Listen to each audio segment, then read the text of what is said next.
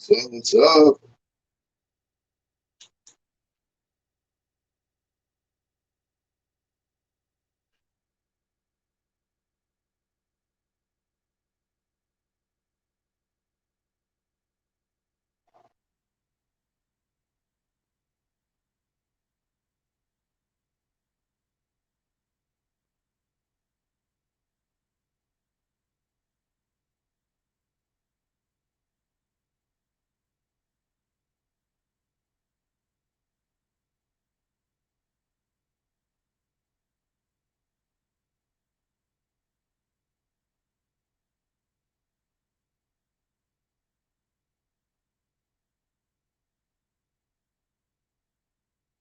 What's up, Coin Junkie? What's up, Corey? How's it going, guys? Figured we'd do some sandcasting here today. Show you guys a sneak peek of something I'm in the works of making here. Check this out. TIE Fighter is almost done, guys. Got it soldered together on the one wing. I gotta pour the other wing today. But yeah, it's coming out good. Coming out good. What's up, Charles?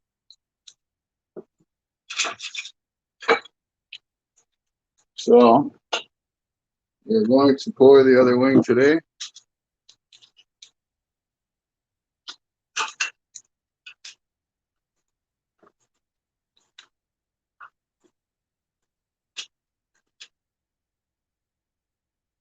Thanks, Jason M.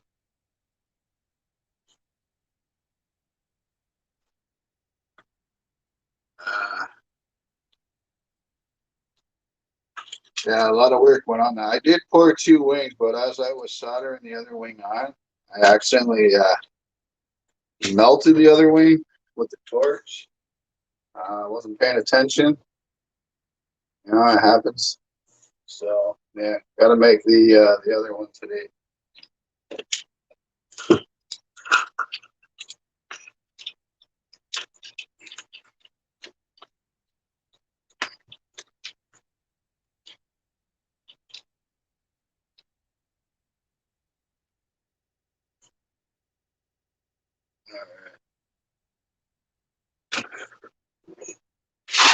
Just want to give this a quick roll out of that. Not too much.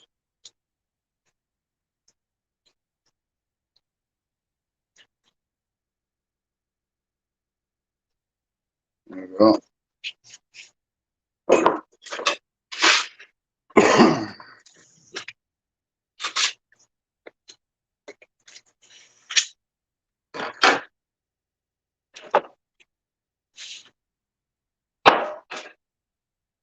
And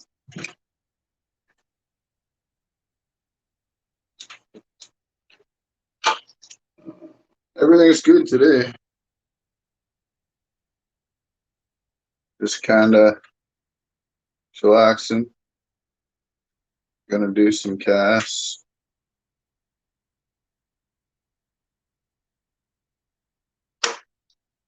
All right. This is baby powder. Just some Johnson's baby powder. Non-scented though.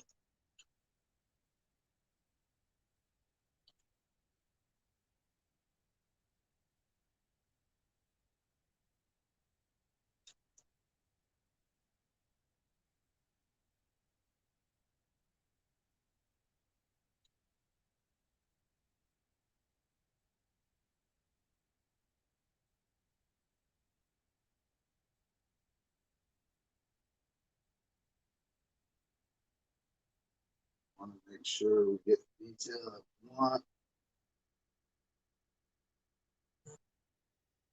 All right. Put a little more powder in the actual mold.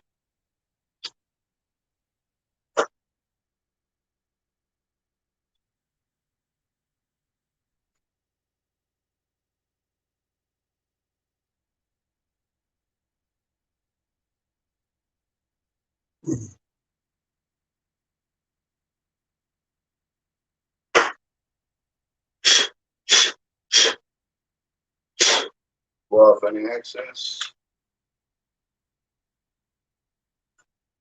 All right.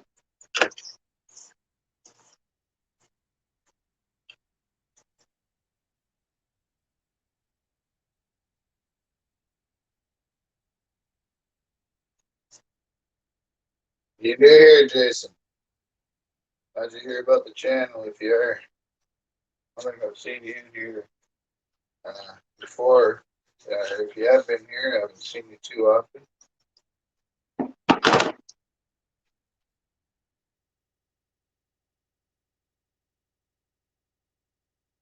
It was good to have you here.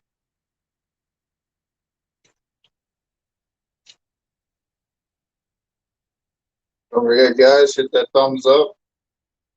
I appreciate it. When I was watching Silver Dragons, I think, oh, okay. Cool, cool.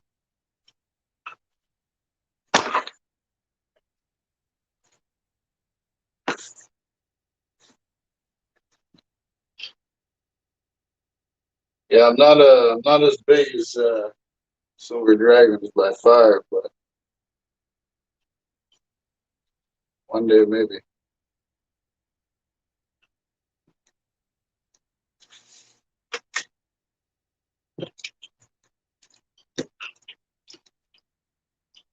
Hey, Ren, I got that 1968D slab in the mail, and I am in love with it. Glad you have it as my first slab. Thank you. And you know who. So, very much, my friend. Very awesome, bro. Glad you got that in the mail, man. Very happy.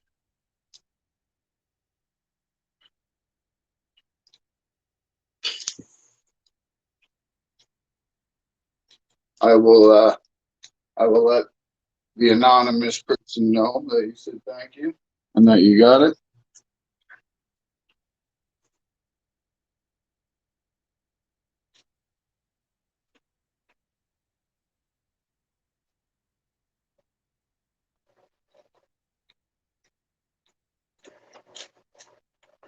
So now we just want to make sure pack this down really tight. The tighter we pack it, the better the detail is going to be.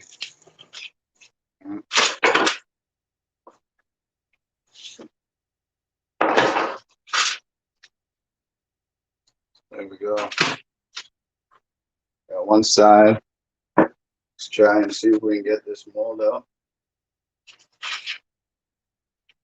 It even came with a nice note. Great people you have here. Ah, very awesome.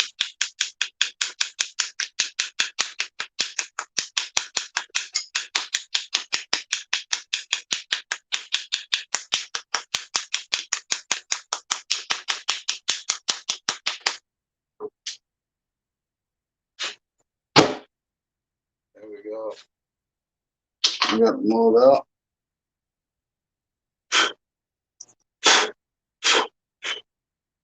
Make sure that's nice. All right. Now, we want to make the sprue. And with these, we got to make the sprue a little wide. So, let's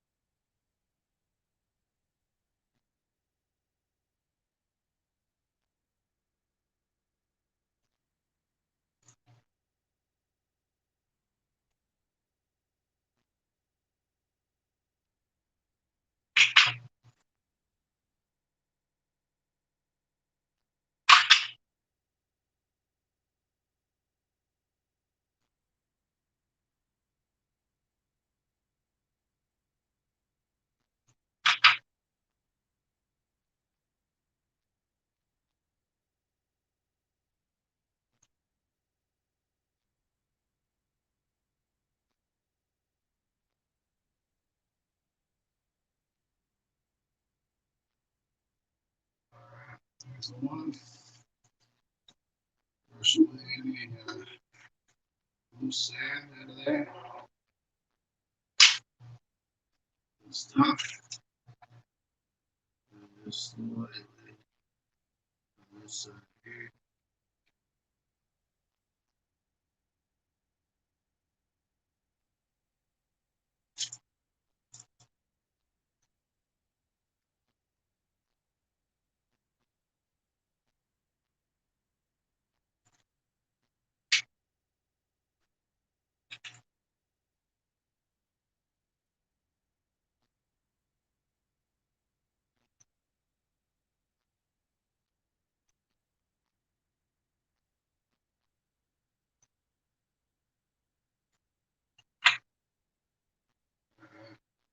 And again, just brushing away any loose sand.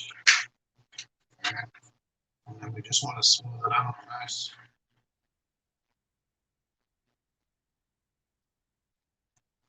Alright. Again on this side, smooth it out.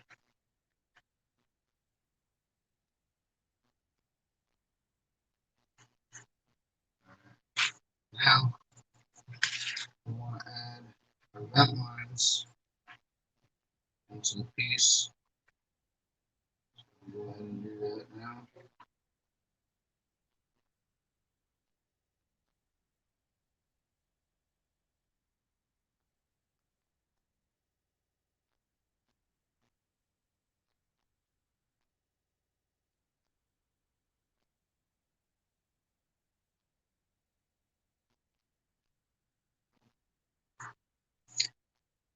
Again, what this just does is it just helps the gases release.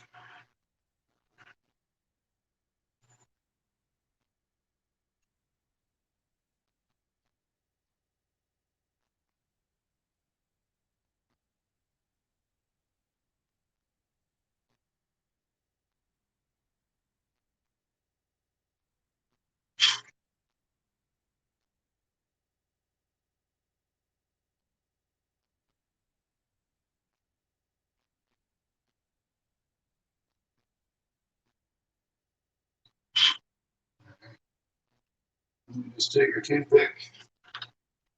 You guys can see there are all the vent lines. And just take your toothpick, put the holes through to the other side. It's important that you do this.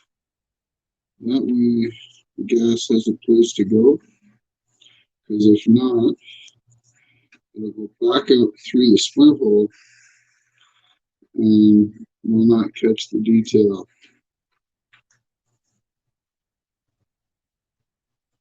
This is a thin piece here, so with a lot of detail, so we want to try to capture all the detail that we can. All right.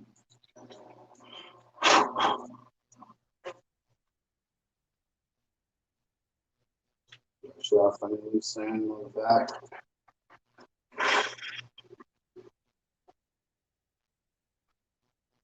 All right. All right. So put that on there. Check it. Looks good. Okay. I'll grab my clamps. Will you be selling this piece when you are done with it? Absolutely. Everything is for sale. This will probably be a more higher premium piece, only because it is a 3-part cast, and then I have to silver solder it all together, so it does entail quite a bit more work. You know, this is kind of like a custom build. So, yeah, everything I make that you're gonna see me make is always for sale. Yeah. What's up, Cyclops? What's going on, brother? How you doing?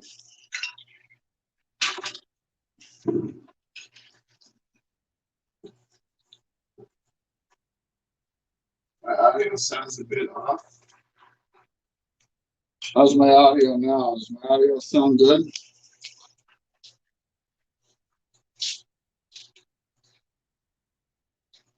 Let me know. Let me know.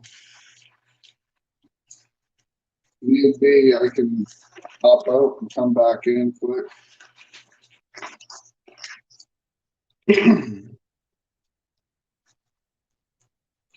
Put a one in the chat if it sounds okay.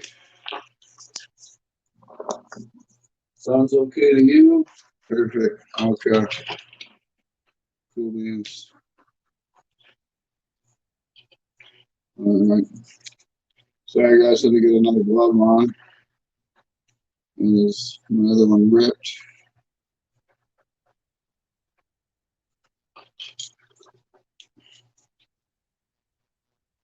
All right. So,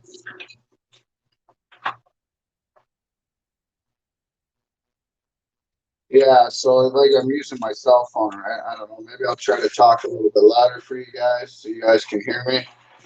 I normally don't talk loud, but obviously I want everybody to hear me. So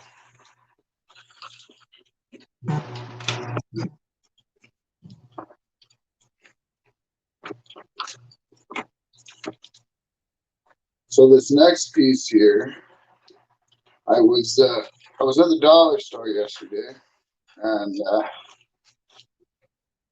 I see these up on the shelf, and I figured, try and cost one. I like the detail on it, so show you guys here in just a second.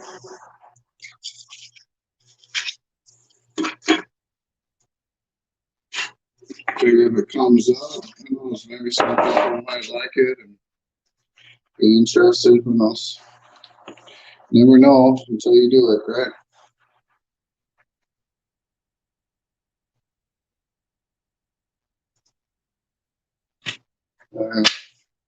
So this is a piece here. It's the sheriff's badge.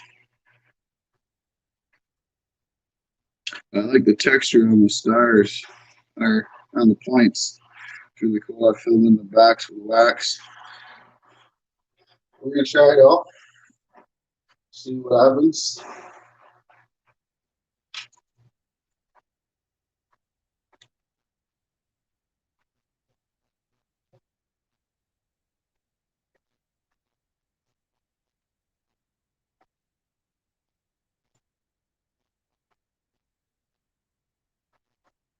All right.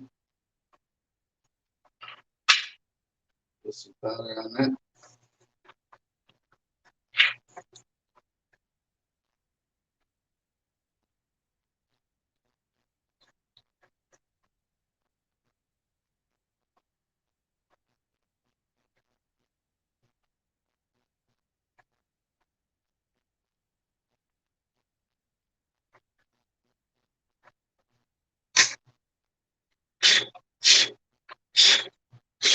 All right.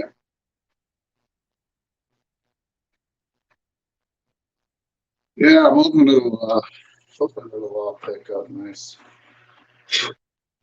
So, try. Here we go.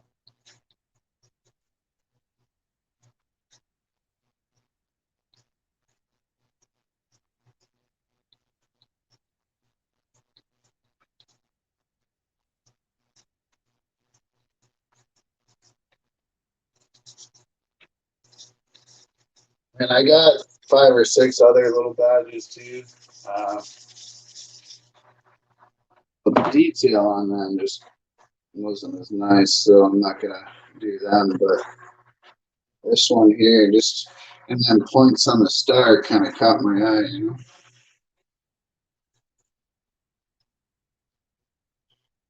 Where you are going to get, going to find inscription exactly. Yeah. It's kind of what I do when I'm out shopping now. Is I always look at stuff and ask myself, can I cast that?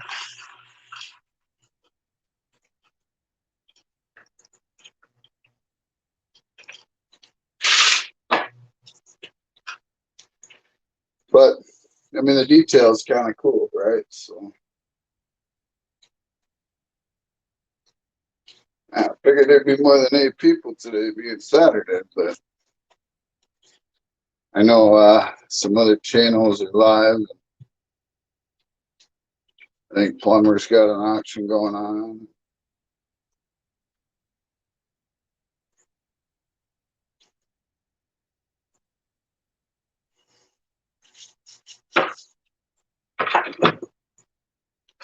Right.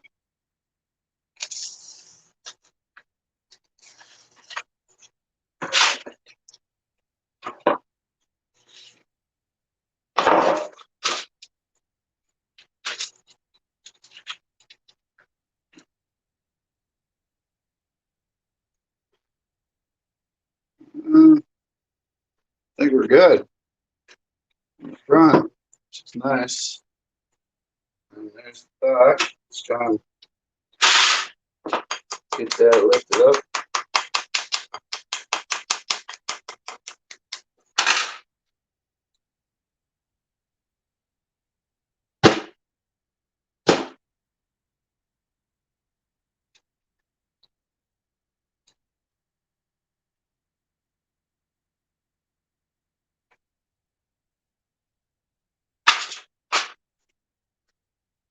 There we go.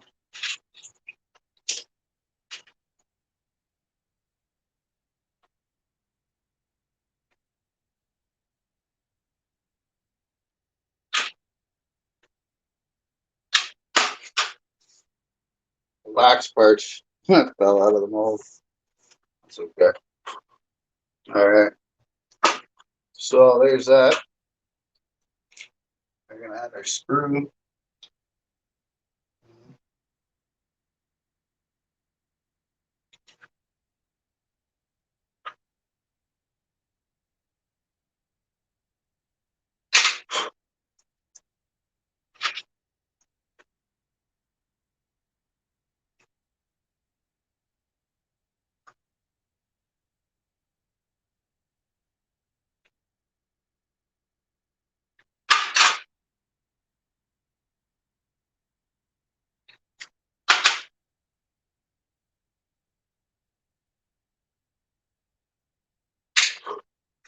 All right.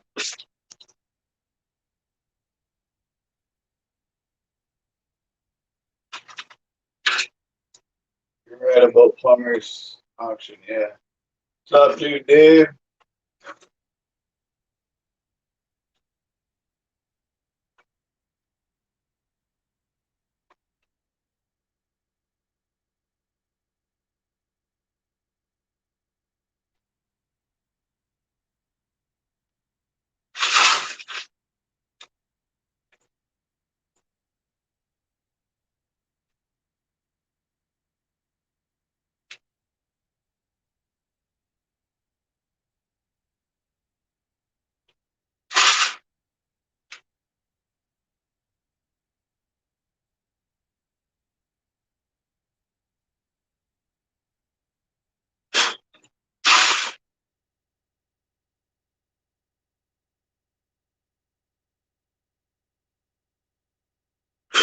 All right.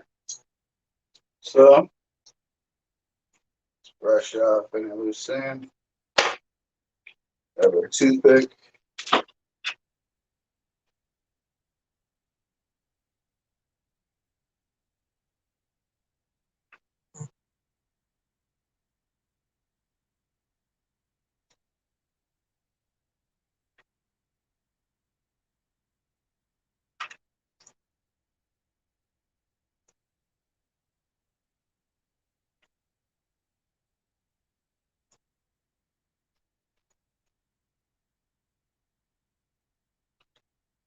I think if this picks up all the detail and comes out, it's going to be a pretty cool piece.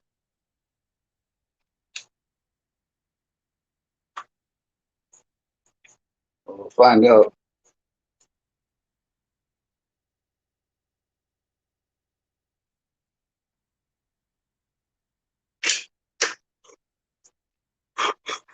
All right.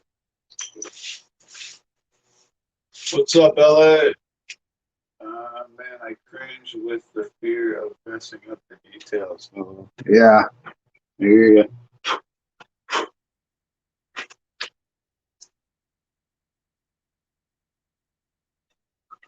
Alright, here we go. Put that on here.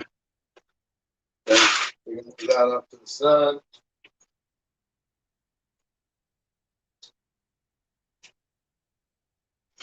All right, there's two. Let's see, should we make a third? Sandcast. Yeah. Let me see what other molds I got,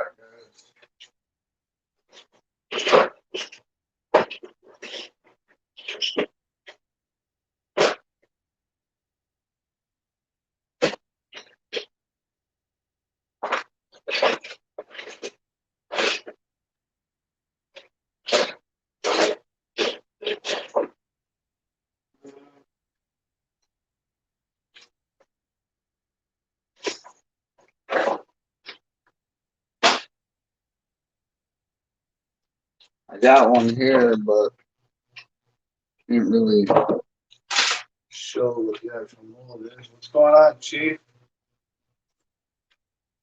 What am I making? So I made a TIE Fighter wing to finish up my TIE Fighter 4. We made a sheriff's badge, and now I'm going to be pouring this other piece. Unfortunately, because it's a little rated, I can't show you guys it, but I will be posting them on my Instagram soon. So if you guys aren't connected with me on Instagram, make sure you guys do that. My Instagram is Redneck Stacker. Make sure you guys go check out that.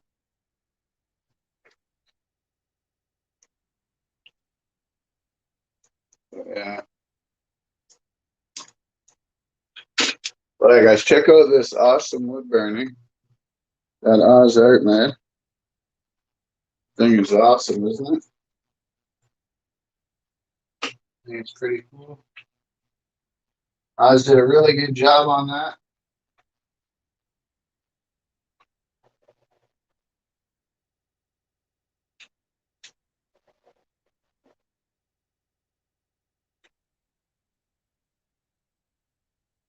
I mean, the detail and the lining on it is just perfect.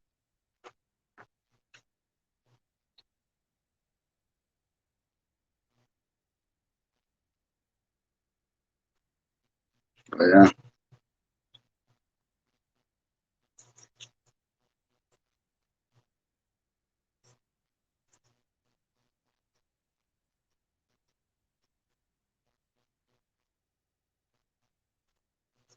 Following it, awesome.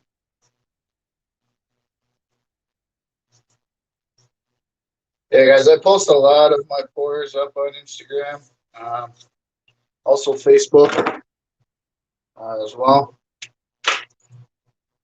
So you guys can also contact me on Facebook. Again, my Facebook is Redneck Stacker.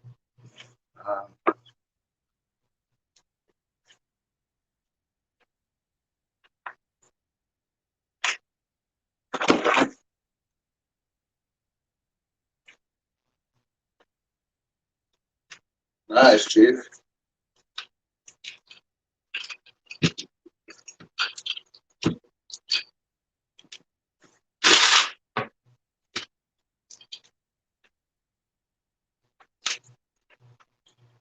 And I appreciate everybody coming in and showing the support. And even if it is 6 people, 6 better than none, right?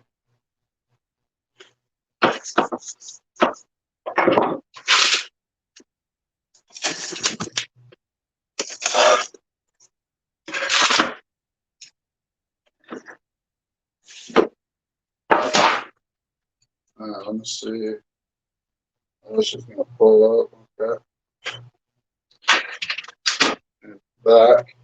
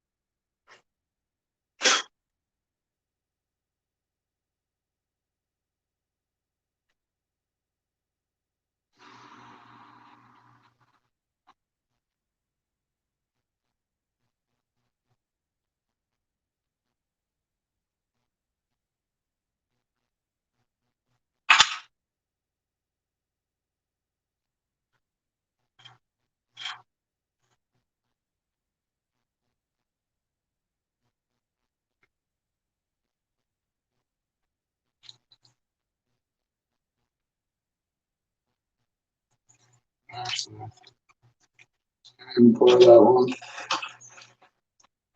I gotta get a mold cream, unfortunately.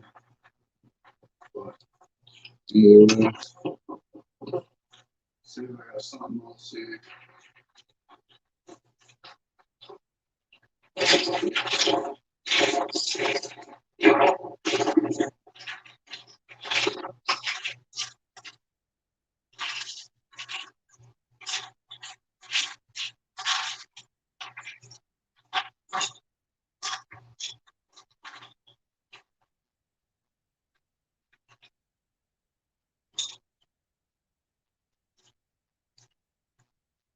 I'm gonna try this guy here. See how it works.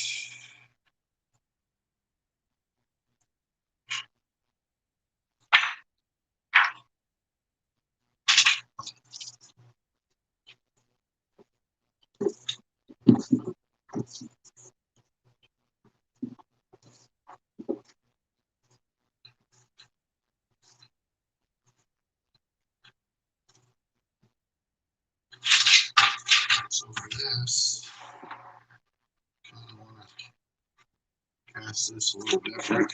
Grab a different class. So that one's got the lip. You want the lip. There you go. So this, I'm going to fill upside down.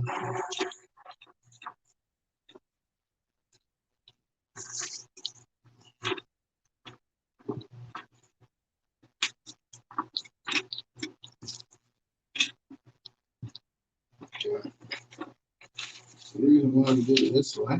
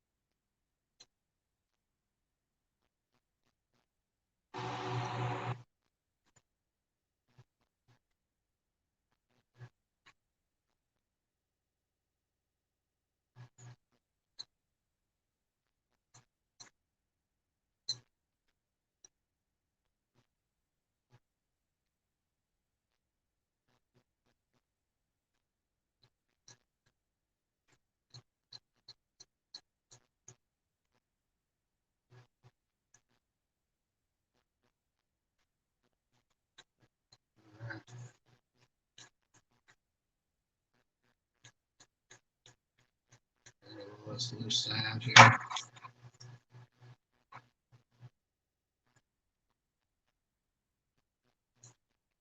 Curve away any spots that are in full sand.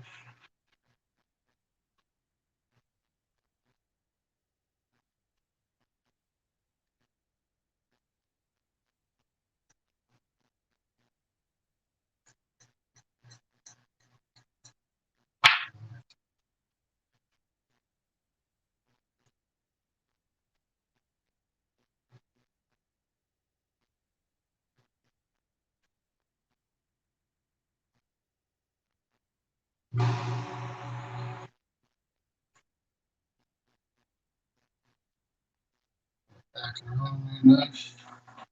Make sure that it comes out okay. And looking really good. Okay. Brush away any loose stuff. Pick it up.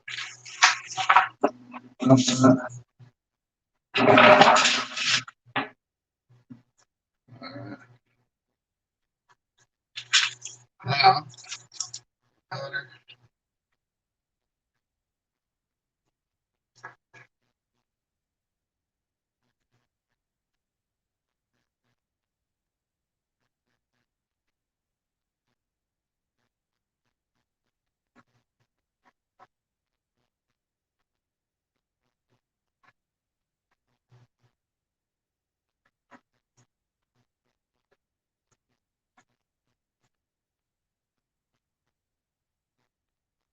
Yeah. Top part. All right.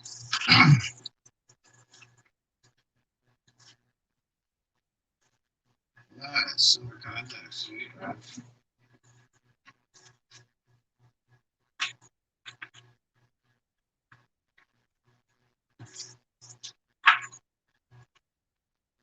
Now we're just gonna fill in this mold.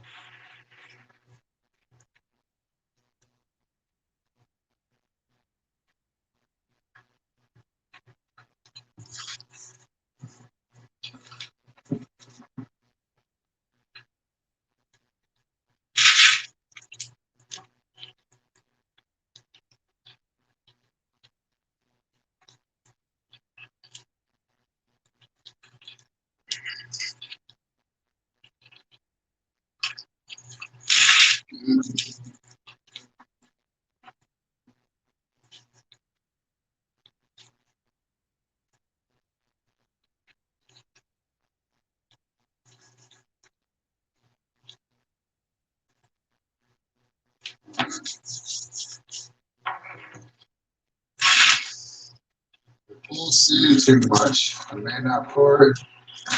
You guys know now.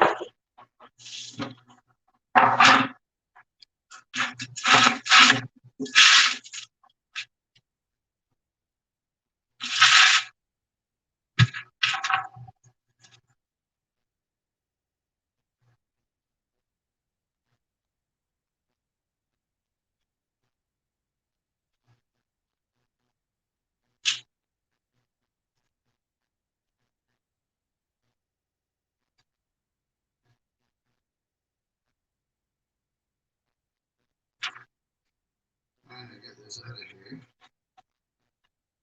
Challenge.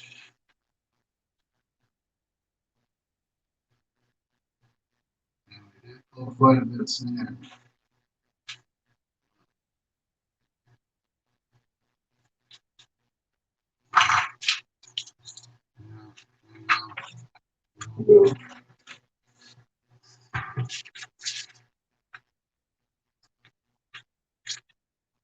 Six.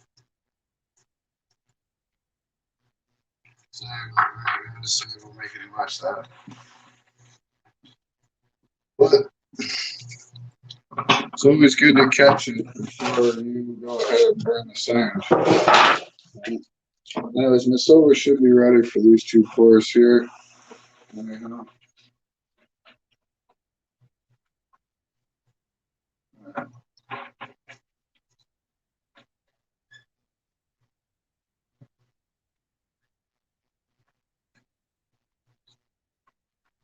Give it a couple seconds.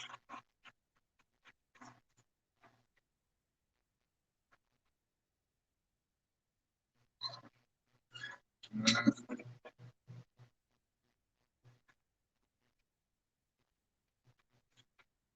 think we're going to need a little bit more silver for this batch. So, drop in the screw. We'll see how that works. Let that melt.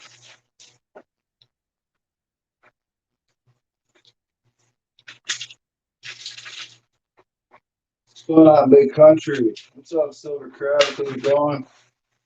So, guys, yeah, if you guys don't know, so too, me and Chief and be our chef, we're going to be doing the morning idol show all next week, Monday through Friday, in the morning at 8 a.m. Eastern Time. So make sure you guys are around, check that out. I will be starting the live stream up on this channel. So yeah, anybody's welcome to come join us up on panel. And you know, as long as you're 18 years or older. Yeah.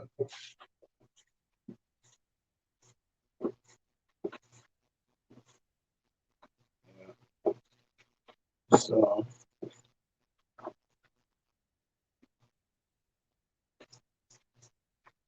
let's see how this wing came out, shall we?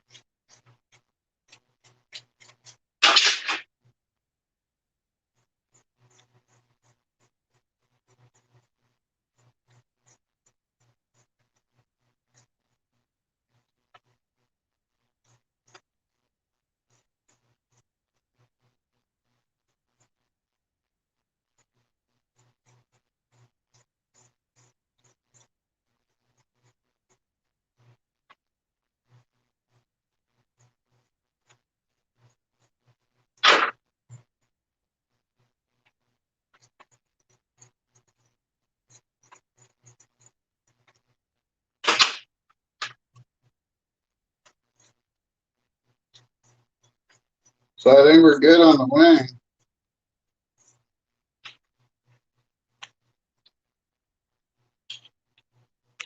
There you guys go. There's the wing. Nice detail on it. There's the back. Beautiful. Perfect. Very cool. What's up, Miss Victoria Roman Carter? How you doing, my best friend?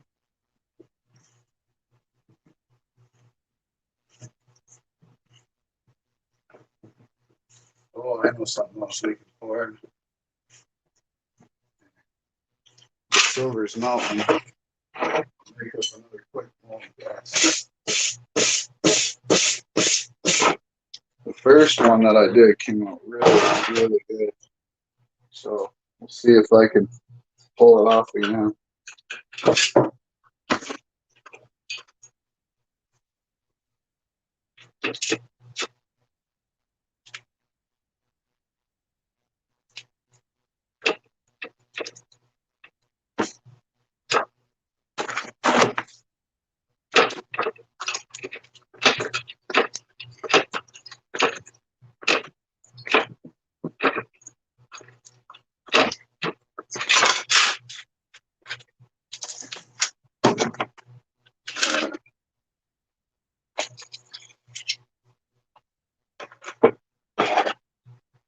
Victoria, if this comes out, this is going to be your pour that you won. Okay? Your secret pour from me. Okay? It's not really going to be a secret, though, now that you're here, but nonetheless, if it comes out, it's yours, okay?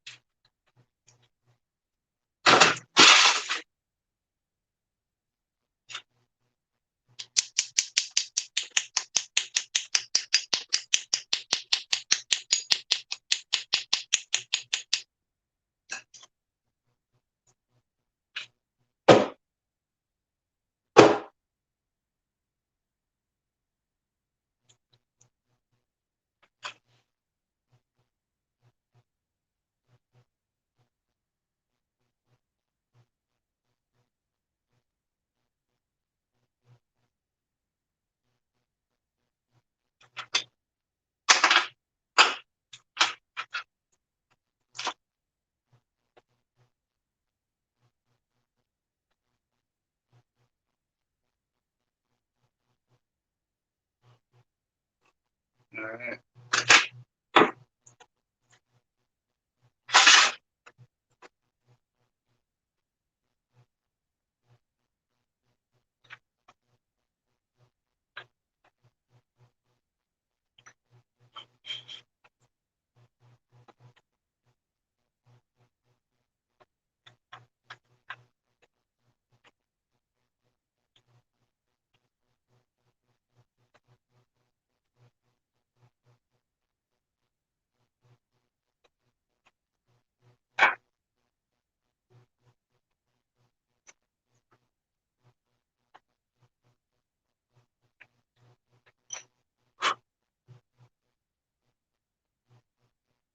So Gina, hi, how's it going? Victoria, are you still here?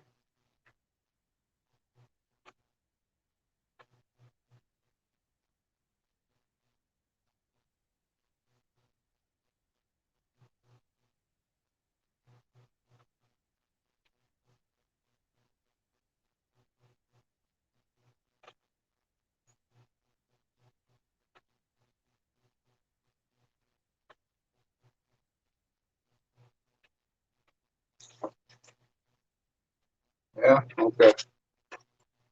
If this comes up, Victoria, you get the number one M&M guy.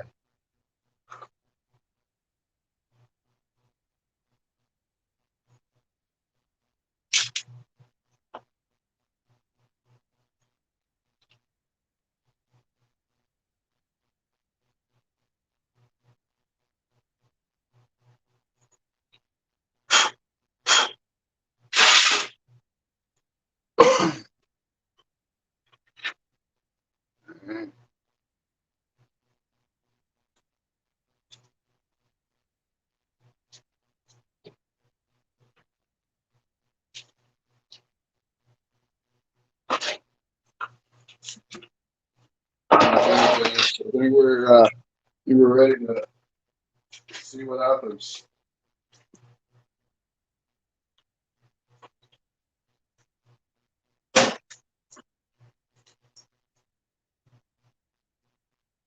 I'm making brownies. No, not quite.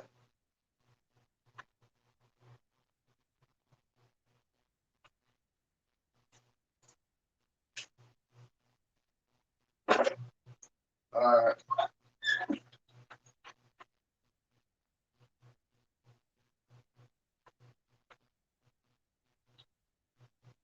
And we're still.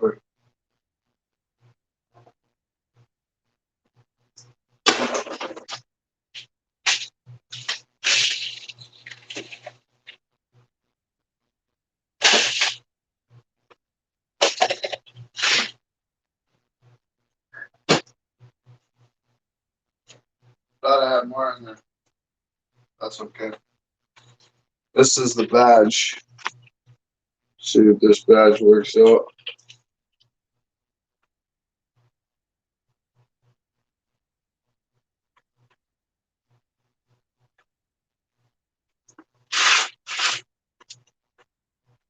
Like I said, Sand tells a story.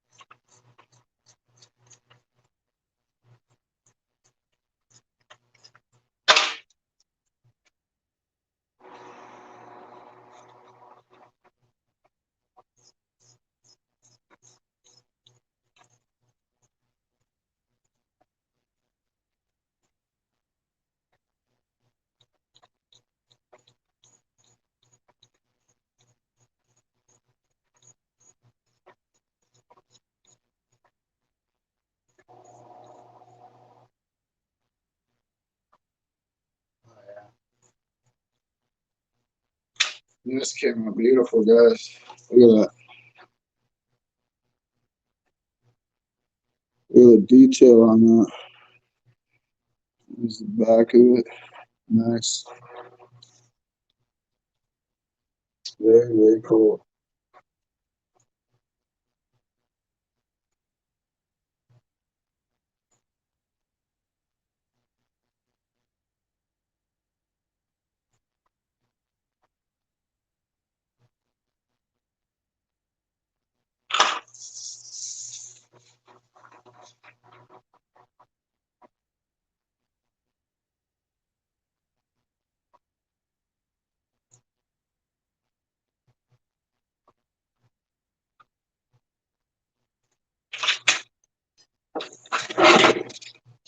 Chief, if you want to hop up on panel, man, you just let me know. I'll put the link in chat for you.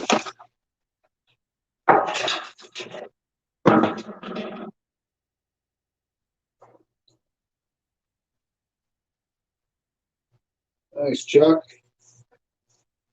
I got one more pour we still got to do, but I'm just going to clean up a little bit of the sand that's on the table first. While the silver is melting.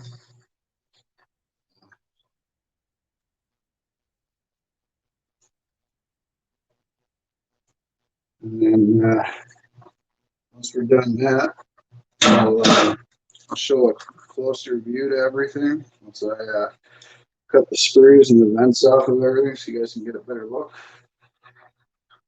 And then I'll also show you guys the progress on the TIE Fighter that I'm doing.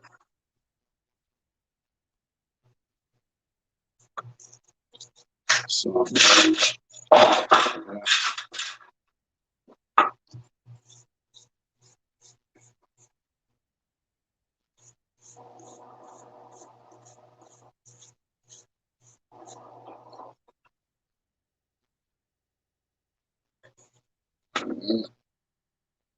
so we've got this in here.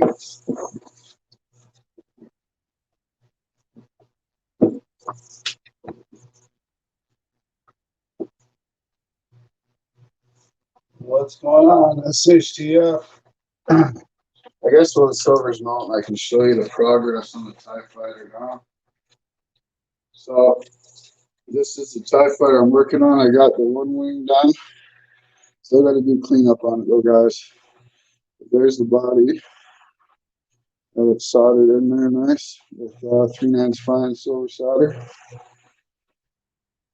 So I just got to put the other wing on, which we poured today, and then should be built. And it's all just clean up from there, right? So very cool on that one.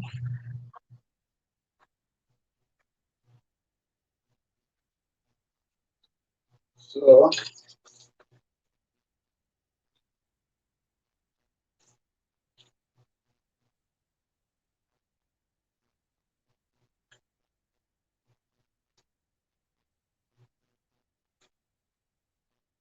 yeah, as long as I don't melt it again, that's right.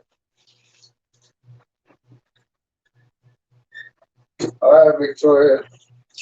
The silver is ready. See how we do.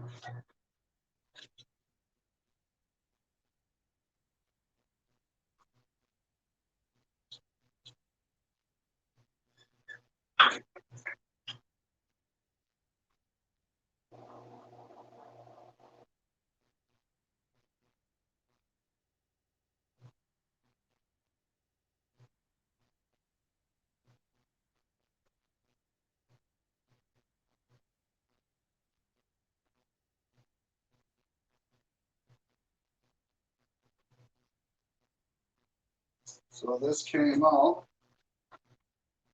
This here will be going to Miss Victoria Roman Carter for a win.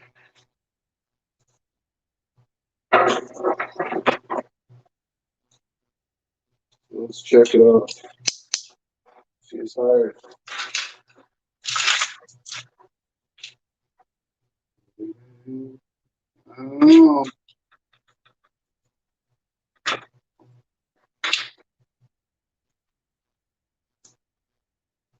Oh, what are you guys thinking? You guys think it came out? Let me know.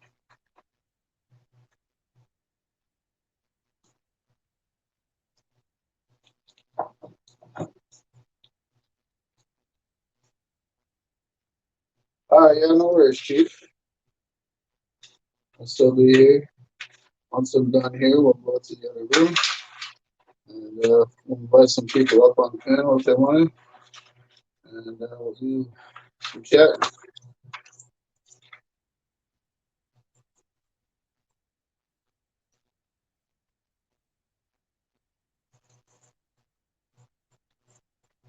Be very careful I don't bend nothing.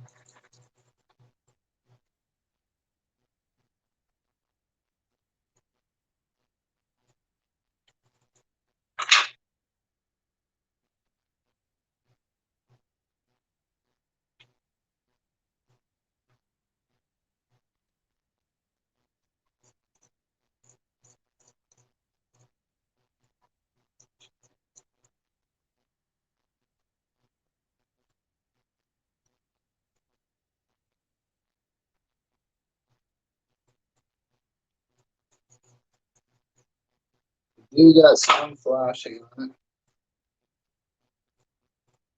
but let's get this and I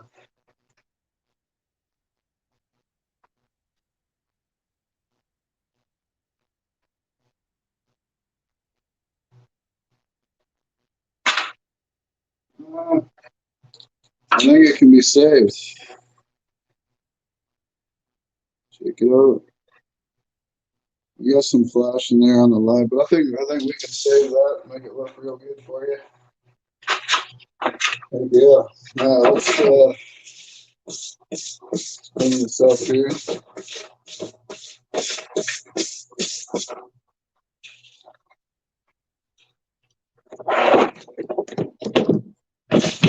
All right, 1 second, guys. I'm just gonna go flip on the computer quick.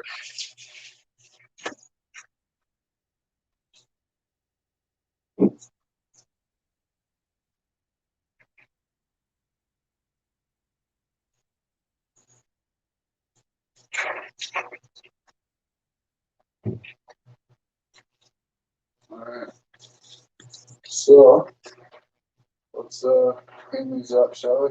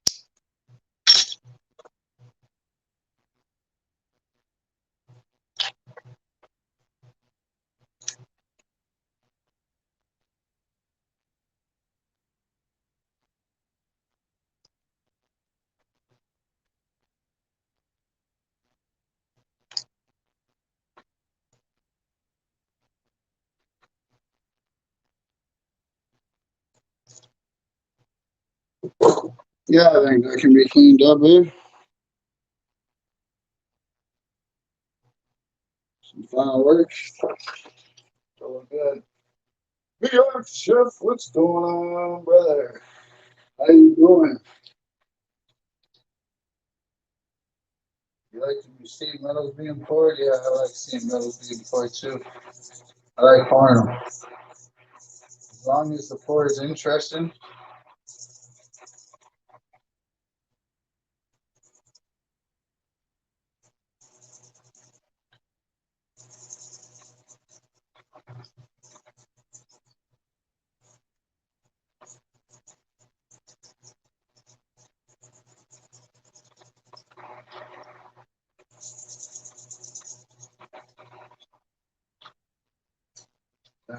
So now we got the TIE Fighter wing, second one.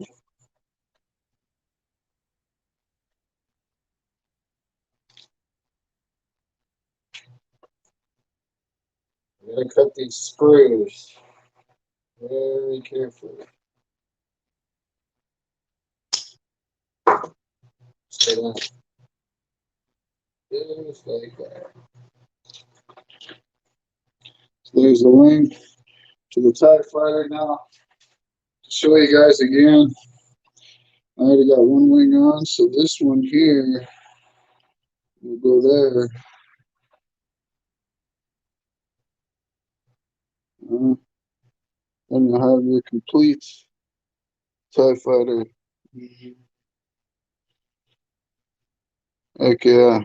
Very cool, eh? I think so. I think it's awesome.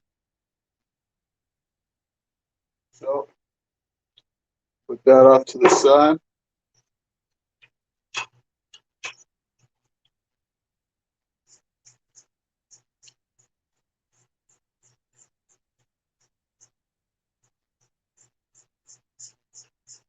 Now we're going to check out the new pour. I haven't poured one of these yet, but like I said, I've seen it. And I like the detail on the points of this. So,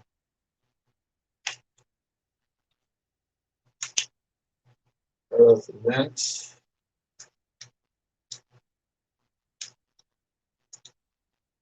I'm more just poured this for the detail on the points, but I mean, it came out pretty good. So, but anyway, so we got a nice smooth back. I'll polish that up and make that really clean. Well, check that out, guys. There's a new sheriff in town.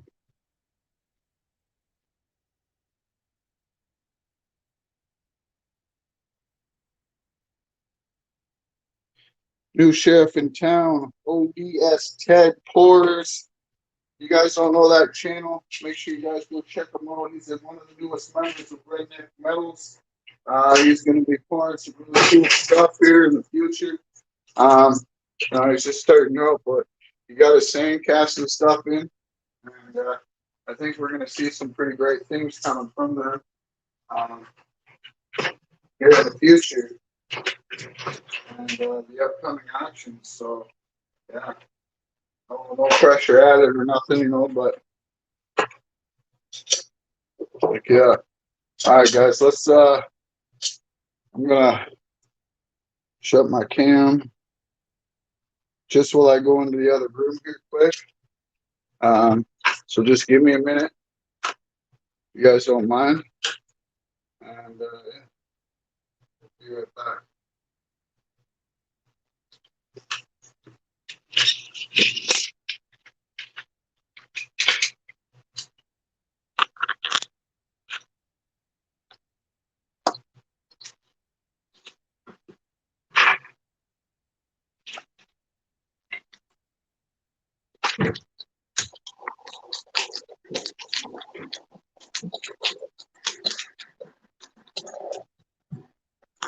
I got a really cool bar in the mail last night. I'll tell you guys too.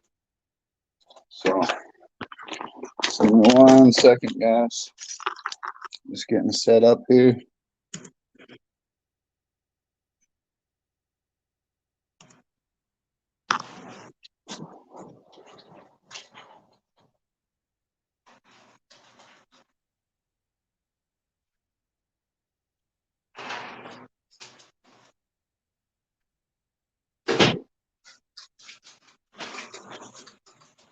All right.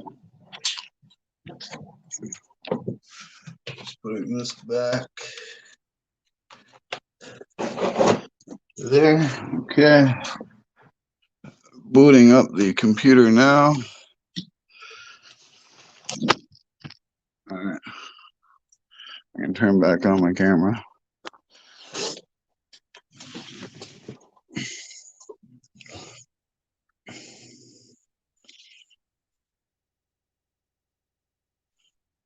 Heck yeah. If anybody can drop BR, can you drop ODS Ted's Pours channel link in the chat? I greatly appreciate it. SHTF, are you still here? Please let me know.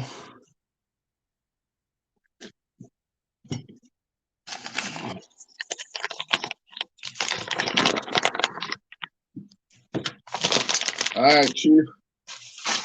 Happy pouring. Be safe, brother. All right. Let's go to YouTube. YouTube. And then click on here. I'm going to be showing off some stuff here in a minute. So here's the link. It's in chat. Just give me a second.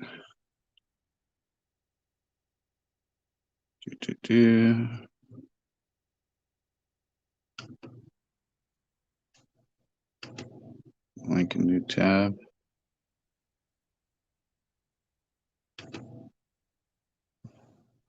Give me 1 second, guys.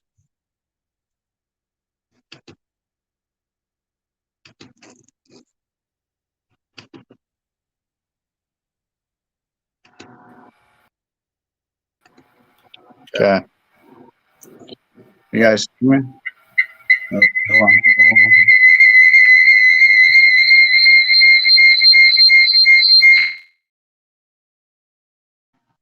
Sorry about that. I apologize.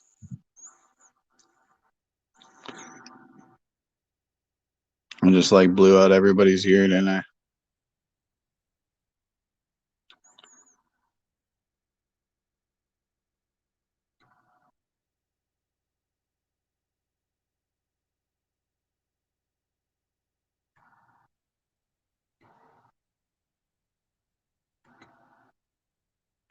All right. Cool. How's it going, everybody? All right.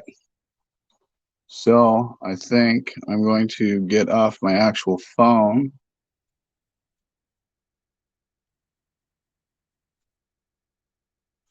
And then we'll just do it from here,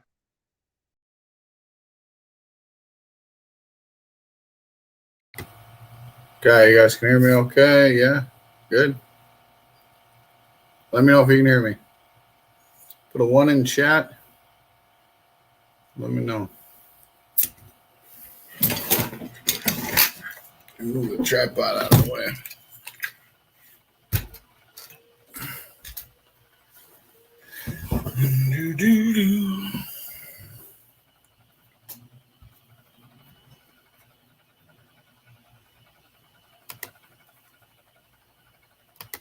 All right. I didn't even grab the StreamYard's link here. Better grab that too. All right. Copy.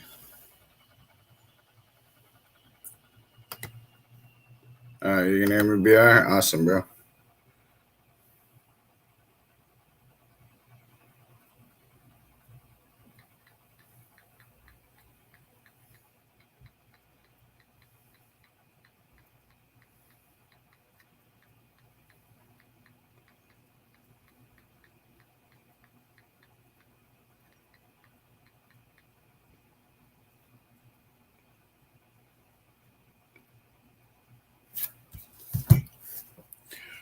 Pour is the pour you sent him is nice, right?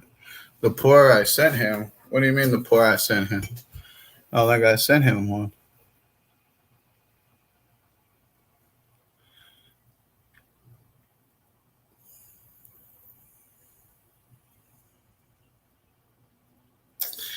I'm not sure.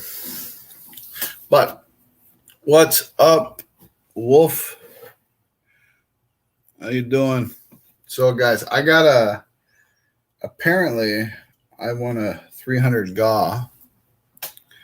That YouTube pour was from Man Mountain Link. Yeah. Yeah, that was from Man Mountain Link. But yeah, check this out, guys. That's what I was going to show. Check this pour out. This is out of tin, and this was done by Man Mountain Link as well, and I got it last night. This thing is beautiful. I love it. The lining on it, everything.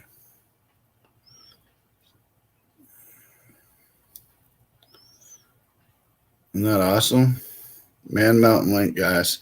If you guys don't know Man Mountain Link, make sure you guys go check out his channel. Let him know I sent you guys. I mean, he's doing some pretty cool stuff right now. He's smelting tin, bismuth, bunch of cool stuff. So yeah, definitely go and check out his channel for sure. All right. So I guess I should have stayed on my phone. That way you guys could see what I'm doing down below. So give me a second here. Let me go back to it. You guys could see what. Sorry about the echo. Yeah, let me go back to it. You guys. Okay. Which one do I got to mute again? I got to mute this one. Okay, so give me 1 second, guys.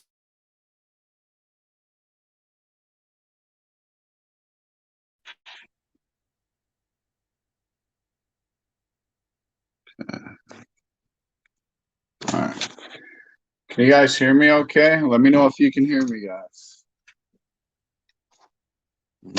Gotta fix this.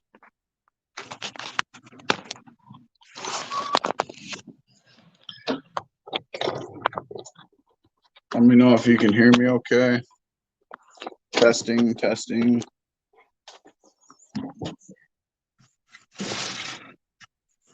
Testing. 1, 2, 3, 4, 5, 6.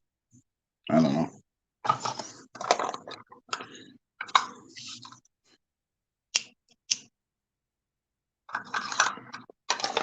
BR, you want to come up on panel?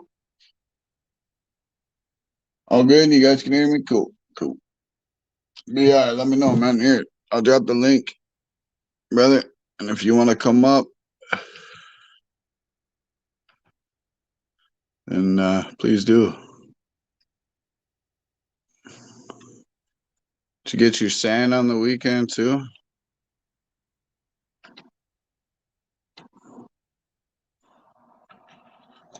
All right. Let's trim up Victoria's piece here. I don't know if you guys can see what I'm doing or not. No, not really. Okay, let me fix my camera.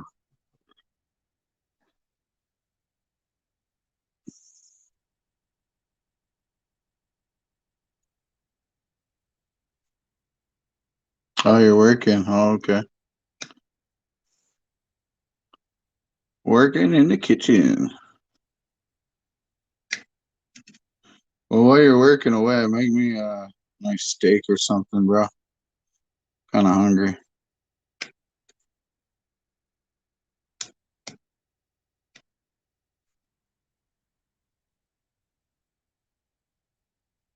I haven't got it yet. That sucks, bro. Tell you would have got it by now. There goes my light again.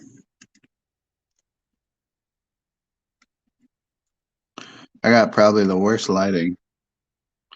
It's unreal. So what we're doing is just trying to take off some of the flashing to make less work when filing. Not that there's such thing as less work, but you know.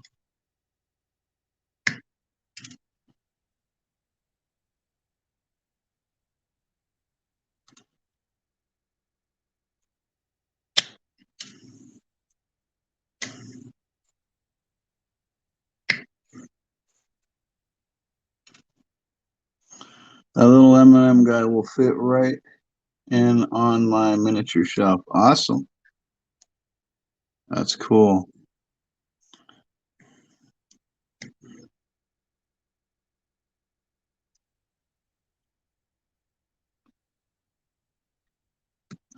Yeah, I like them. I like them. So I got other different ones coming too in the mail, molds that I'm gonna cast, and it'll end up being like a set of 4. So you will need to get the other 3 to complete your set.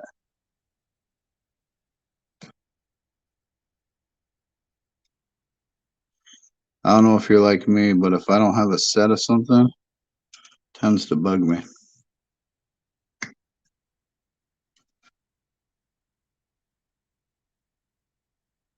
Hope you're having fun with that, BR. Yeah, no doubt. Working on a Saturday. Yeah, it sucks. But you gotta do it.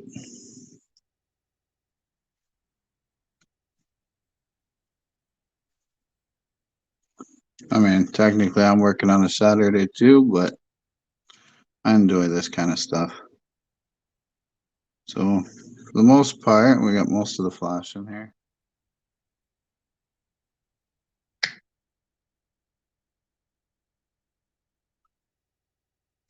You too?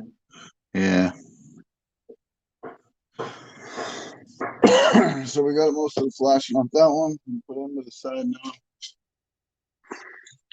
Get the flashing off of this. I really like this. This really came out good.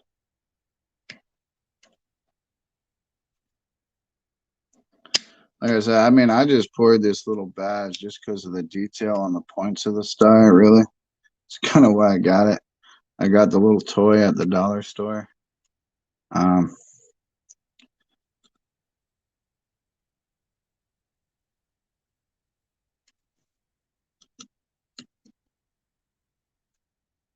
Thought it was kind of cool.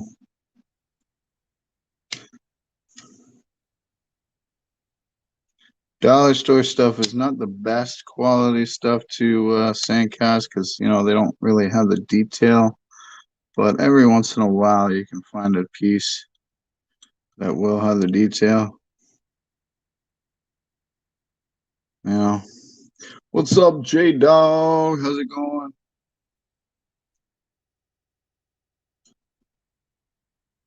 I forgot to cut the sprue part on the back of the M&M, dude. There we go. All right.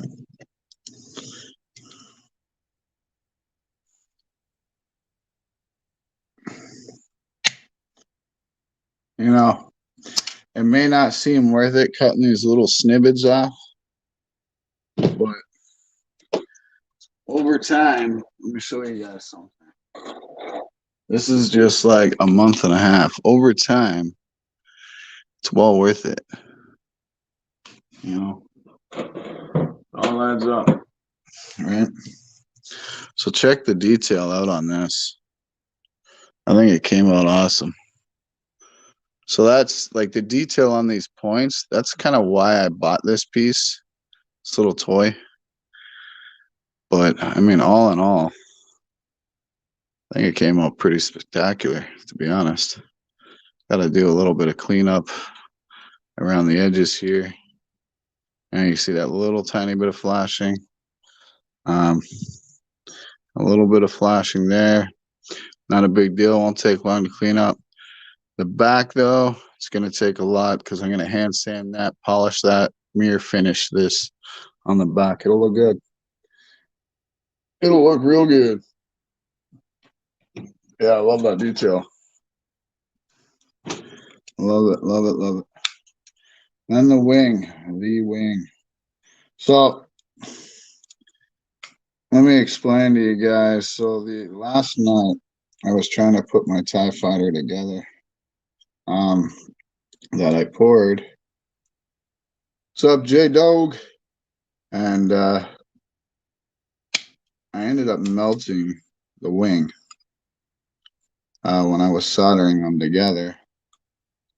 Really sucked because I was so close to having it all attached, you know, to where all I needed to do was just file and do the cleanup and everything else. But the problem is when I started soldering the other wing, I wasn't paying attention where I had the flame of the torch pointing, and it was pointing on the opposite wing as I was dipping the solder. And yeah, melted the wing right up. I didn't realize till silver dripped onto the table, you know. But it's all good. It happens.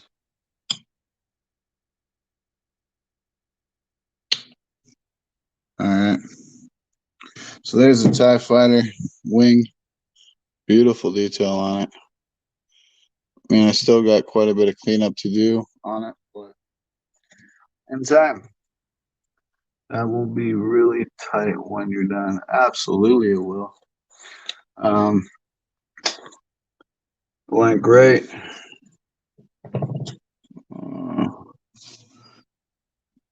Going great here. How you doing? I'm surprised it came out so well.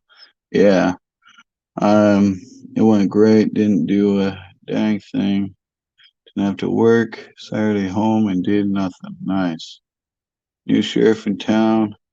Used to come into Bill J version 2 stream a lot. I haven't seen him in a long time. Yeah, me neither. Oh, yeah. Yeah. Yeah, it's gonna be cool. It's gonna be cool for sure. For sure, for sure. Yeah. So I've been working on this piece too, guys. That little redneck stacker bar. Still working on the back a little bit. Kind of got a little bit of a mirror shine on it. But still got to finish that. That's still in the works. These are just like little things that I just kind of putter around with, you know, to do.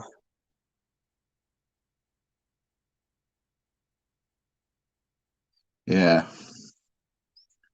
Yeah, here I'll go show you the other part.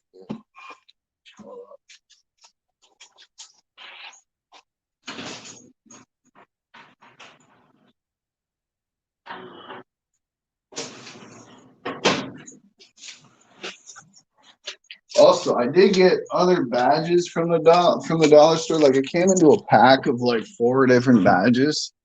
Let me show you. Like the detail on these ones, not so good. I mean, they're good, but they just kind of look plain, you know? Don't you agree? A little plain, right? And here's the other one. Again, just kind of looks a little plain, you know? And then again, a little plain. To me, anyways. Not enough detail on them. That's just me. But, yeah, so this is part 1. This is part 2. See that? See how I silver soldered in there? That's 3/9 fine silver in there. So that's that part there. And then when all said and done, this will be soldered like so. And then boom. Right? Heck yeah. You can't see what? What can't you see, man? This.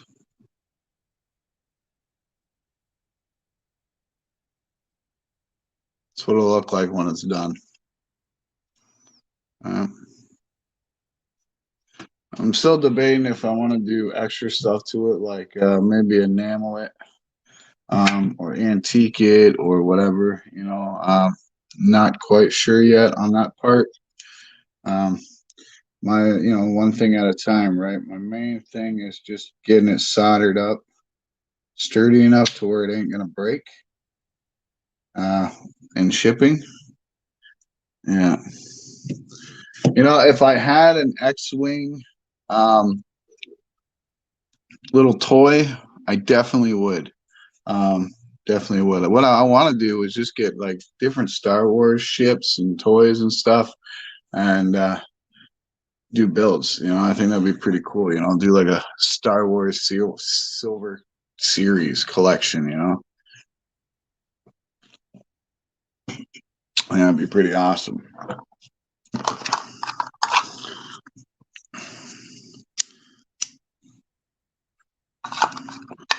But all in time, some of them toys are pretty costly. So yeah. These are all toys. So like this toy was bought at Walmart.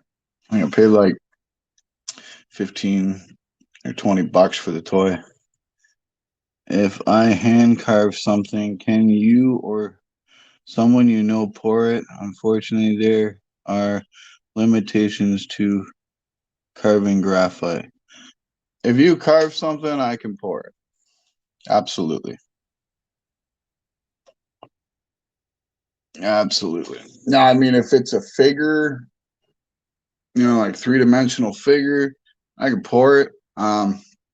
Obviously, like, you know, if it's like 3-dimensional, like the TIE fighter is, like with the toy, I had to cut it in certain places to catch each part individually, and then 3/9 fine silver solder them together.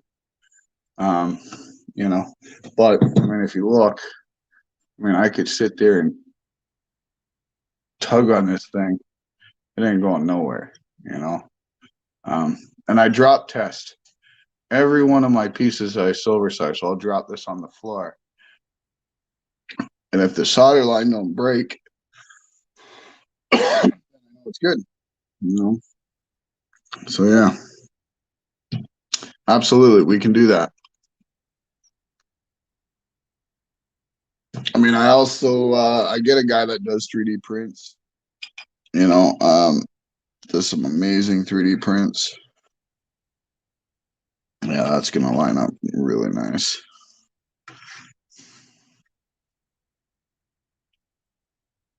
Heck yeah.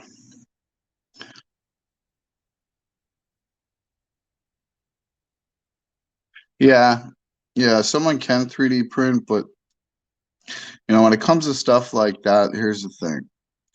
3D print, it's good. You can pick up detail with it, don't get me wrong, but the detail and the resin is not as hard as what plastic is, right? So obviously the harder the mold, the better the sand's gonna pick it up, you know. But yeah. So like what I gotta do with the wing now is that little stub inside, I gotta hollow that out. And then this piece on here, this round piece here, will actually fit snug right inside of there when I solder it. So that way I don't have to hold it when I'm soldering it, right? It'll just sit. I'll show you. It'll kind of sit like this when I'm soldering it, right? Yeah. Let's see. How many ounces is that one? I have no idea. I don't weigh them till they're done. There's PLA plastic. Yep, there is. Yeah. Yeah, I don't weigh them till they're done, J Dog. Only because like you see, like even on these pieces here that I've already soldered, I still got to do some cleanup work. So I am going to lose a little bit there, you know, and there's still a little bit of flashing on it. I got to do some cleanup on it. So you're going to lose some silver, you know, on that. And as you can see there, but I don't do any of this cleanup work until after it's all together. Once it's together, then I'll do the cleanup work. Yeah. But yeah, I mean, you know, just that way you're not cleaning up. And then if you melt a piece, like I did last night, you know, then I would have to do all that cleanup work second time around, right? Just makes no sense, you know.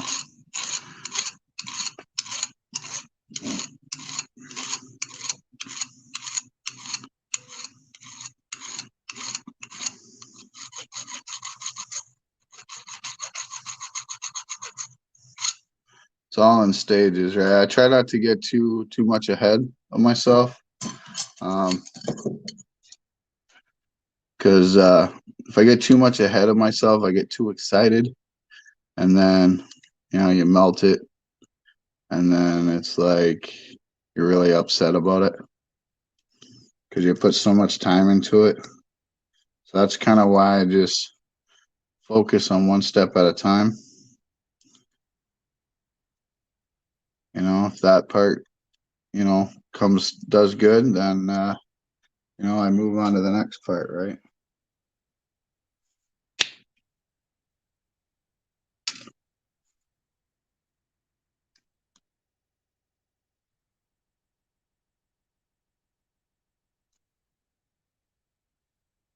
I think I'm gonna work on the M&M dude a little later. I want to do the sheriff badge. Get this all cleaned up nice. I think this will be a cool piece. I love the detail on this.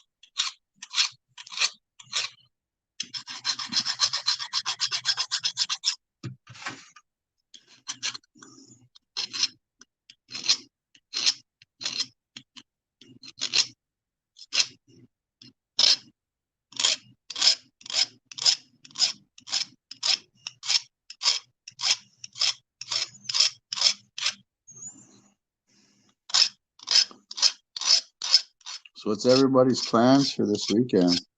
Anybody got anything exciting going on at all? Or?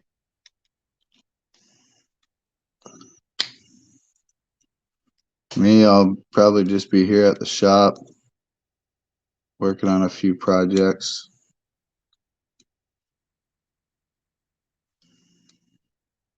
But don't forget, guys, on the 5th of June, we have the Redneck Metals auction coming up.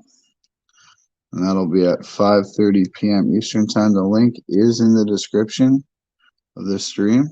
So make sure you guys go over there, ring the bell over there, check it out. We have a lot of cool guys, having some cool pieces coming up. Let me see if I can get my banners up here. Here we go here.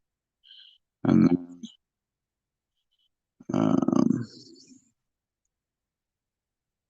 here's my email. Comments. Okay.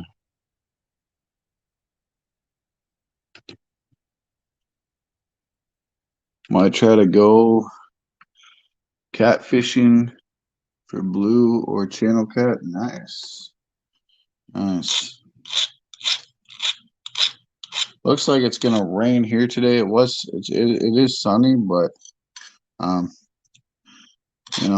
we do have some overcast, so not sure if it's gonna rain or not.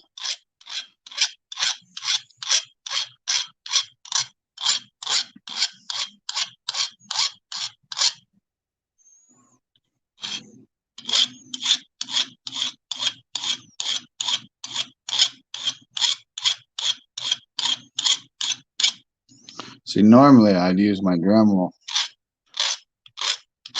and kind of power clean this a little bit on the bigger spots, but I don't want to kill all your guys' ears by running the Dremel. So we'll do it this way.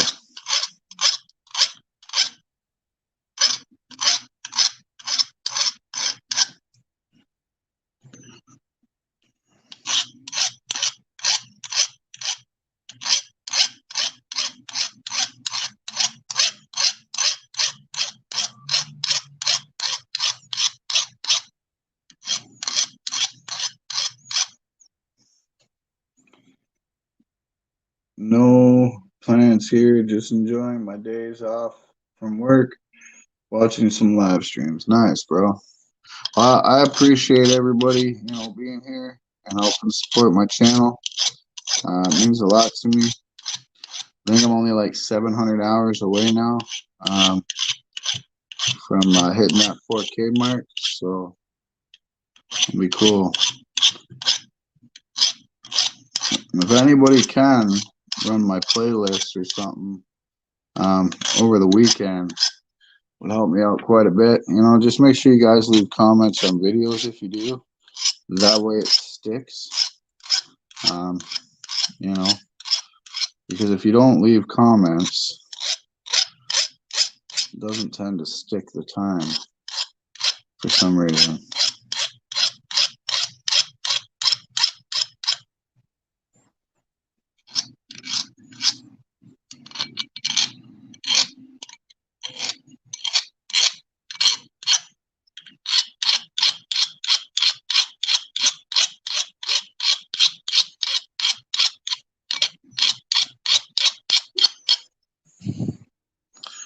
Yeah.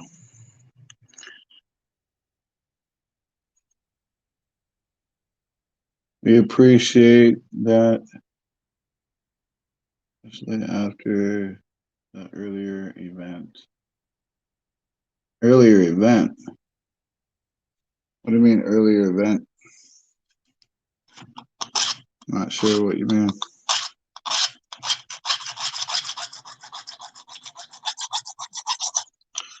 What earlier event are you talking about there, Charles? Am I missing something here?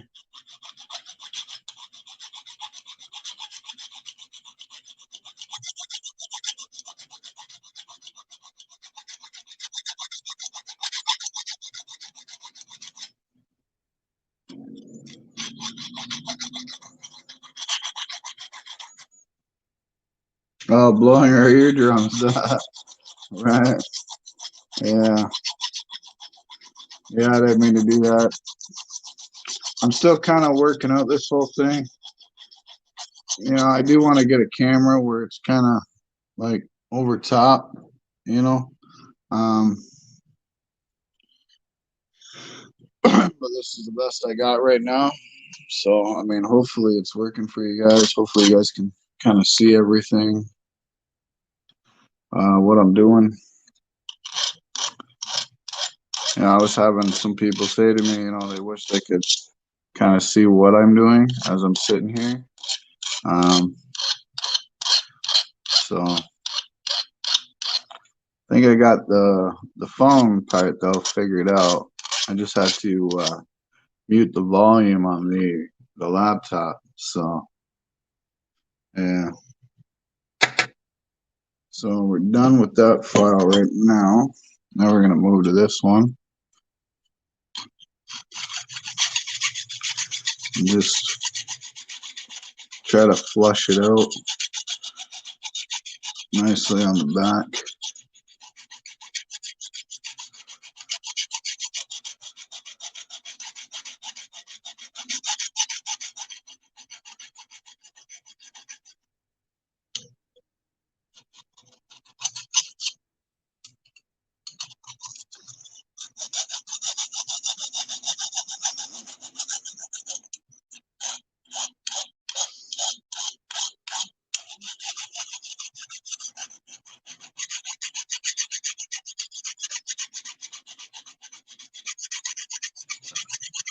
Yeah, guys. So Monday through Friday, I'm going to be doing the morning show, taking over for Miss Ida, as she has family coming in to visit with her. So Monday, Wednesday, and Friday, BR Chef is going to be doing some cooking in the morning, and Tuesday and Thursday, Chief Stacker is going to be doing some live pouring on the channel in the morning, so that'll be pretty cool, guys. So make sure you guys come and check that out. So we got stuff planned. We are going to be doing some giveaways. So yeah, it's gonna be cool. Don't forget, guys, once I get to 4K hours too, I am also going to be giving away a pour. And then again, when I get to 2K subscribers, I got a big bag of stuff that I'm going to be giving away that other people have sent in and donated. I got some gold that's came in, some nice pours, some coins, some slab coins. Heck yeah. So there'll be chances to win a bunch of stuff. And then also during the live stream when I give stuff away, I'll just be giving random stuff away to people in chat that are just there. You know, no number picking or nothing like that. I'll just pick somebody and, you know, that'll be that. I don't do the number generator thing. That's not me. Because I know sometimes that number generator doesn't pick certain names. You know, like for instance, when I used to have my channel name as Redneck Stacker, it wouldn't pick it because YouTube don't like the name, so that's why I had to change my channel name, which is fine, but I want it to be fair for everybody, you know. And yeah.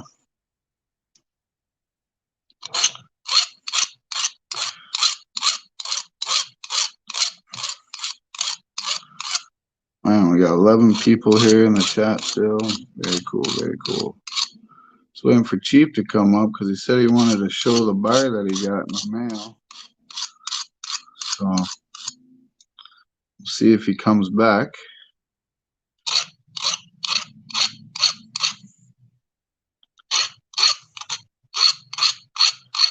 Yeah, and don't forget, guys, the Redneck Metals auction, as you guys see on the bottom of the screen, it's June 5th, 5:30 p.m. Eastern Time.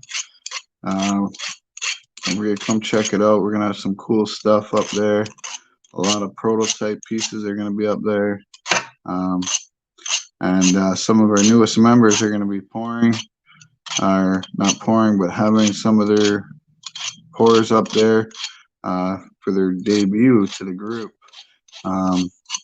So yeah, there'll be ODS Ted pours. There'll be Silver Keys and Mr. Silver Keys, and I believe circ as well.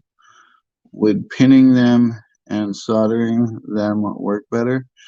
Pinning them and soldering them. What do you mean?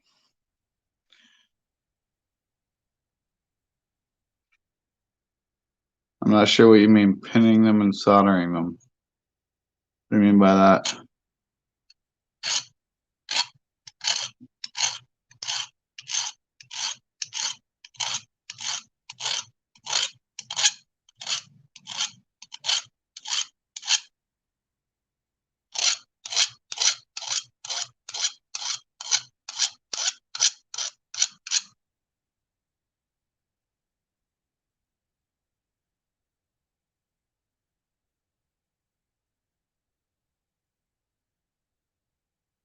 Yeah, I hear you, J Dog.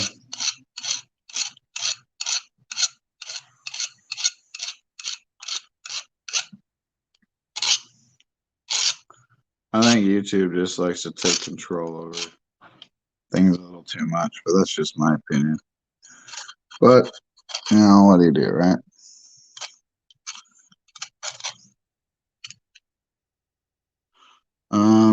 Micro pinning.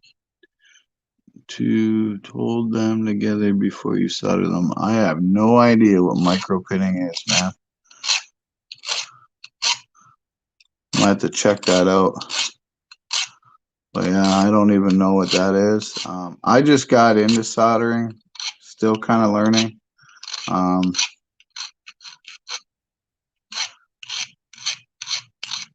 But like, so the type of soldering I do, it's not like your normal soldering, um, per se. It's actually called infusing. And basically what I do is I heat up both pieces till they're just before melting point. Okay. And this is the critical part because if you keep that torch under too long, you're gonna melt it. I've done it. But anyways, so I get it just before melting point on both pieces. I mean, these things are glowing. And then what I do is I put them together very carefully, and then I just dab some solder around it. And but with the two pieces, they're already starting to fuse together before I even put the solder on there. Because the silver's become a little, I don't want to say milky, but like it's got like a liquid film over top, right?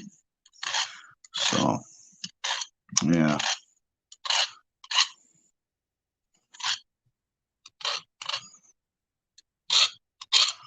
Let's see. It's not like I was calling someone else that name. Oh, I was calling myself that, right? Yeah, I hear you. Sounds like a spot weld. Yeah, kinda.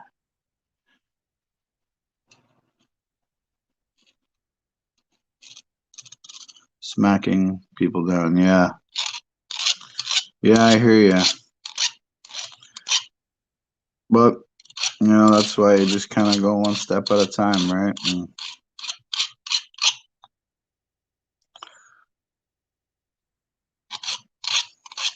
don't rush it, you know. One step at a time, one stream at a time, and, you know, see what happens. If I do get monetized, awesome. That'll just mean I can,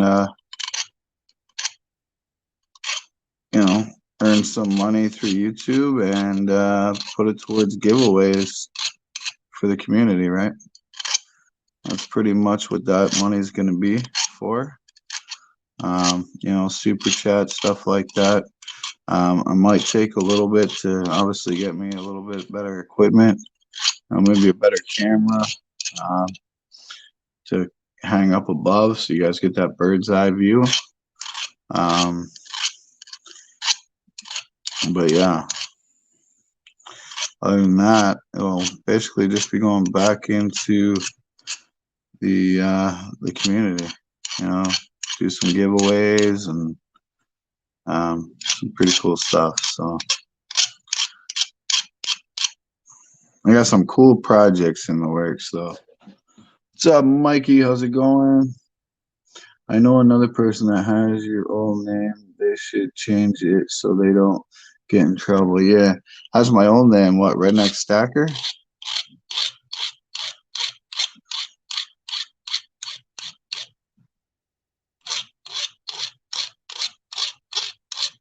It's funny if they got my old name.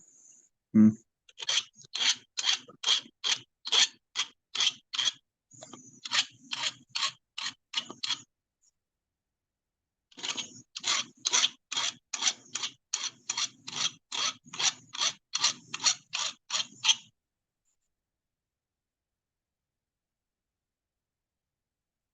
Okay. What's up, Big E? I believe he's talking about drilling a tiny hole between the two pieces and inserting a small rod into the hole to hold together. That'd be cool. Yeah, that makes sense. When don't you have something cool going on? Yeah, I'm always doing something, But my wife says I need to kind of slow down and just focus on one thing at a time. But there's so many cool things I want to do, and I want to share with everybody. You know,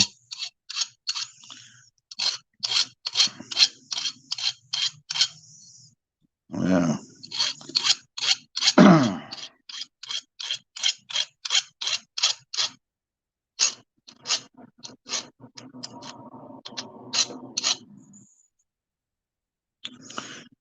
Yeah, that's it, Biggie. Okay. I'm gonna look into that because that would definitely make things a bit easier on me.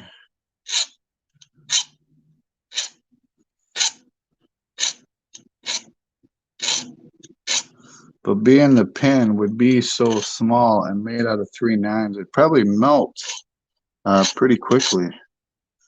That's my guess. Because everything's got to be 3/9 fine silver. I don't cheat nobody out. That's for sure.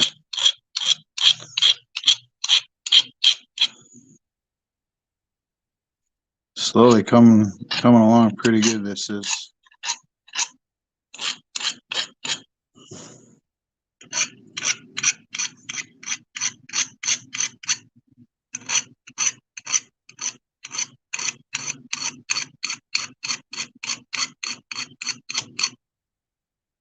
Um, where's the fun in that exactly? I may not be able to metal detect today. Been packing all day. Might go tomorrow if they aren't busy. Nice. Yeah, the pin idea sounds really cool, but being that it's got to be 3/9 fine, it may melt too quick. That's my only concern about that. Man, that came out really good. Still got more to do on it though, but we gotta grab the finer files here. Just brush off the silver dust here.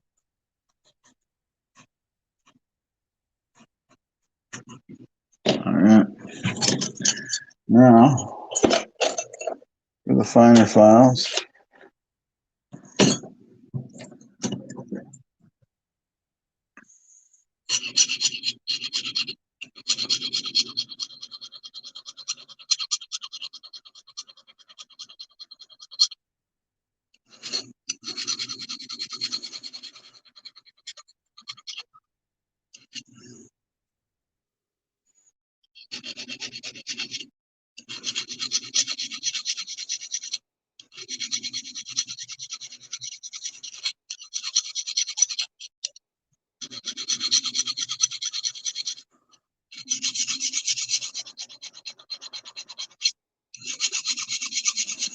So what was everybody doing before I came live?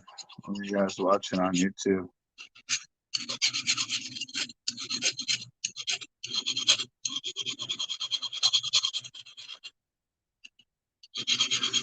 I was watching Plumber Stacker there for a bit.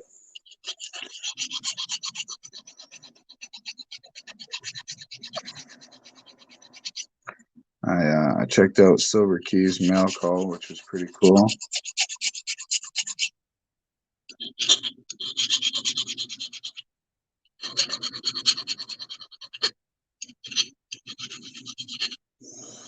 I haven't seen any of my guys here yet. Must not have got the notification. But it's okay.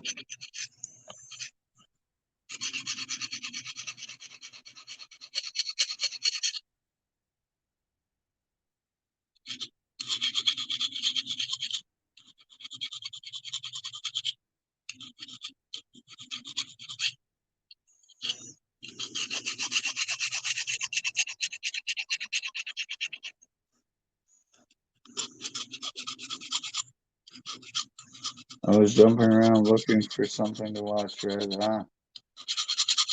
Cool. Well, I appreciate you guys hanging out with me. I know it's not too exciting just watching me file and clean pieces, but um, you know,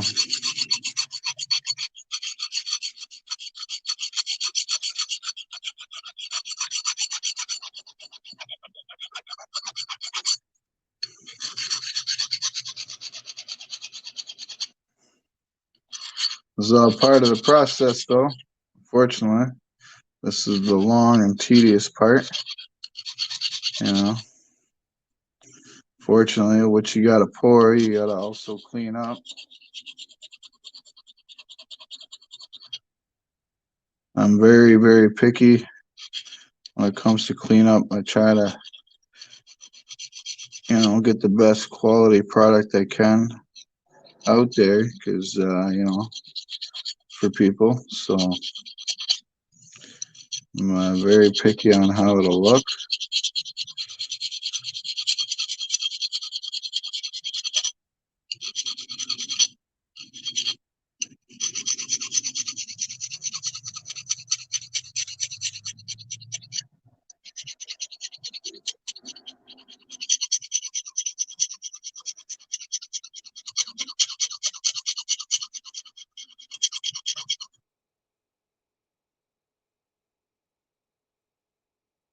Yeah, chef, what's going on? Mr. Full Push, what's going on?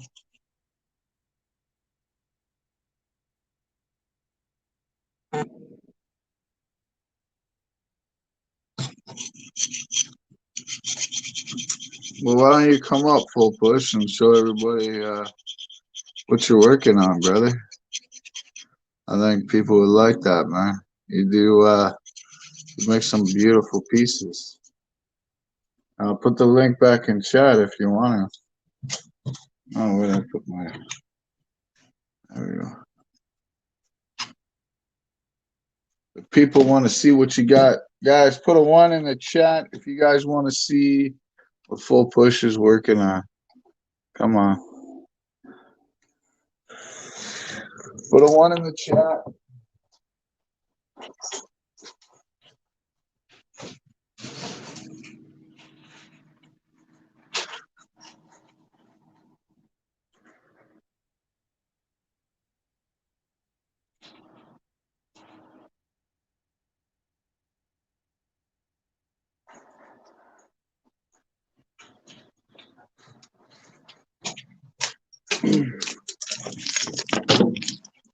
See, Full Push, everybody wants to see, man.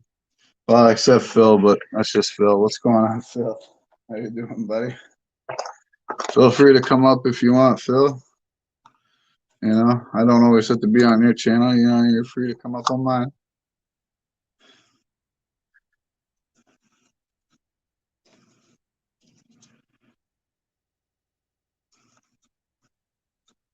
All right, guys, look at that. He's going to turn on the laptop and come on up. Very cool, very cool. Yeah. You guys are going to like what he does. I mean, Full Push, he pours quality, man. It's really good work. No, Bella and I are watching. So 1 + 1 = 2. Okay, well, hi Bella, how are you? Hopefully, your dad is giving you lots of junk food to eat. And when you're ready to get rid of all your Benjis, you just let me know. Okay. I'm almost close to getting them all though. Just waiting on a couple packages to come in. Um, I know PE Stacker is sending a few. Um, so yeah, getting there. Yeah, it'll be nice once. She said, "Heck no." It'll be nice once I complete that album. I've already completed my Merc Dime album, including the 1916D that I got from Phil there. He was able to pick me one up at a really good deal for my album. So yeah, I'm gonna finish my Benji, and then I'm not sure what album I'm gonna work on after that. I mean, I got the Kennedys, I got the Walkers, I got the Rosie Dimes, some nickel albums, I got the Penny album. Um, yeah, I pretty much got almost every album, almost. I mean, I don't have the seededs or stuff like that, but I do have the Standing Liberty quarter one.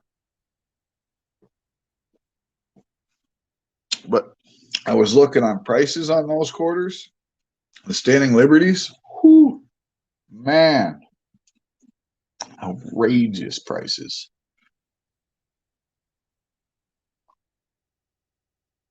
Nice, Mikey.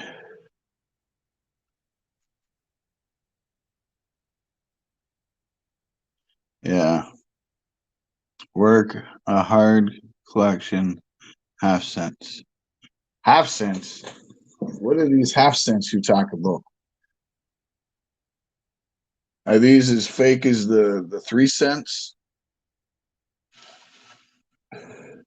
Half cents. You cut your pennies in half and you just put them in an album, right? I could feel that album.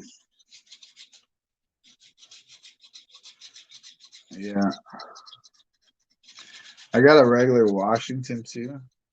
1790s.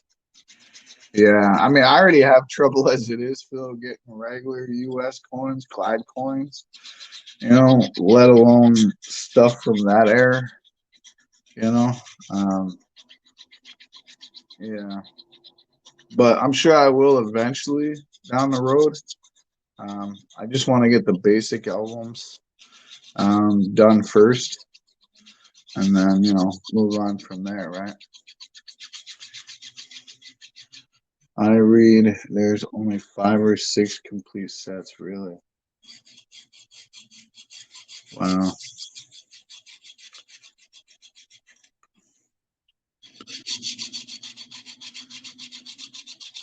I also got the Morgan and the Peace Dollar album too, but you know, I'm not in a rush to complete that one, as it's going to be pretty expensive, especially when you get to the CCs, you know, and yeah, so all in time. But I've been thinking about what album to start next after my Benji's is complete.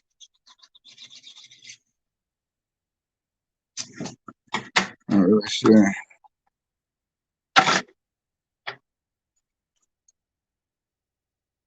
I believe I got all the parks and states because I believe BR Chef sent me complete albums of that. So I do have some tubes of quarters that I gotta go through too that he sent me. Um,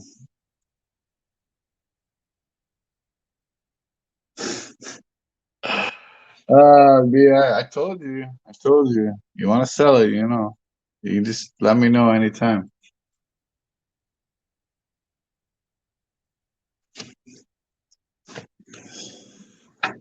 Yeah.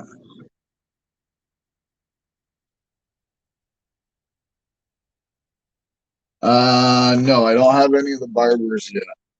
That I don't have. No. I said I got Jefferson nickels. I got them all here actually. I just don't want to pull them all out. But here, let me move down to the floor and I'll show you guys what albums I have. Okay.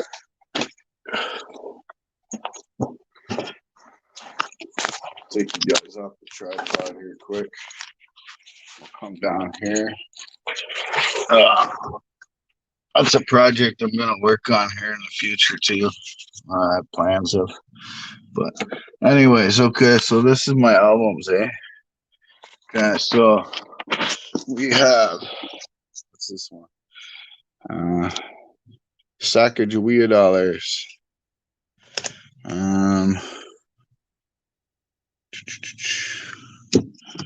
We have these penny albums. This one here is 50 States.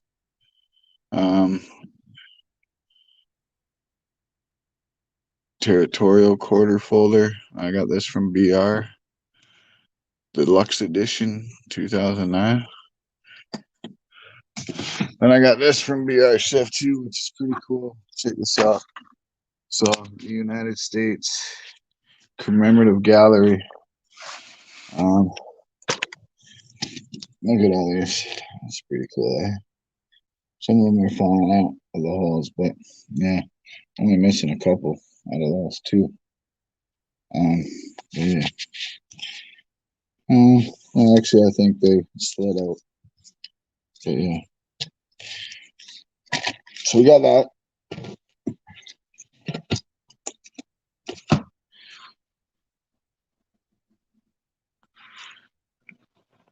And then, so we got the Peace Dollar. We got the two Morgans. We got an Ike. This is an Ike too. This Ike is complete. We got our Mercury Dimes complete. Our Lincoln Cents. Now this is the Wheaties and Lincoln Cents, including proofs. Jefferson Nickel proofs, including proofs. Roosevelt Dimes, including proofs. Kennedy half dollars, including proofs. Standing Liberty quarters. The Walking Liberty half dollars. We got the Shield Nickel album. I don't have any in there. Susan B. Anthony album. What was that one? Washington. Yes. Washington State. That's what this is here. I believe I got this from BR as well. And it is pretty complete, you know? Yeah, completely complete. So that's pretty cool. Me and BR, we did a trade. There's the Franklin half and the Washington quarters. And then I also have an ASC album. Now, I know this is going to be a pretty expensive album to fill, 1986 to 2021.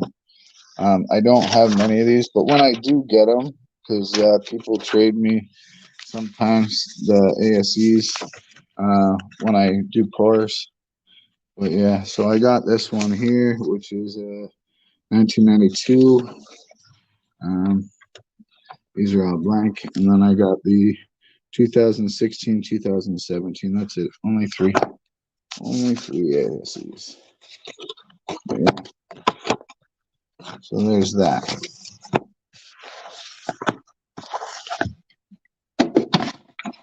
But yeah, I love my dance clothes, obviously, as you can tell. I also have a couple extra dance clothes that I'd be willing to trade somebody if they were ever interested. So these are my extras here. We got the Jefferson Nickel 2006 onwards. Actually, Which one's this one now?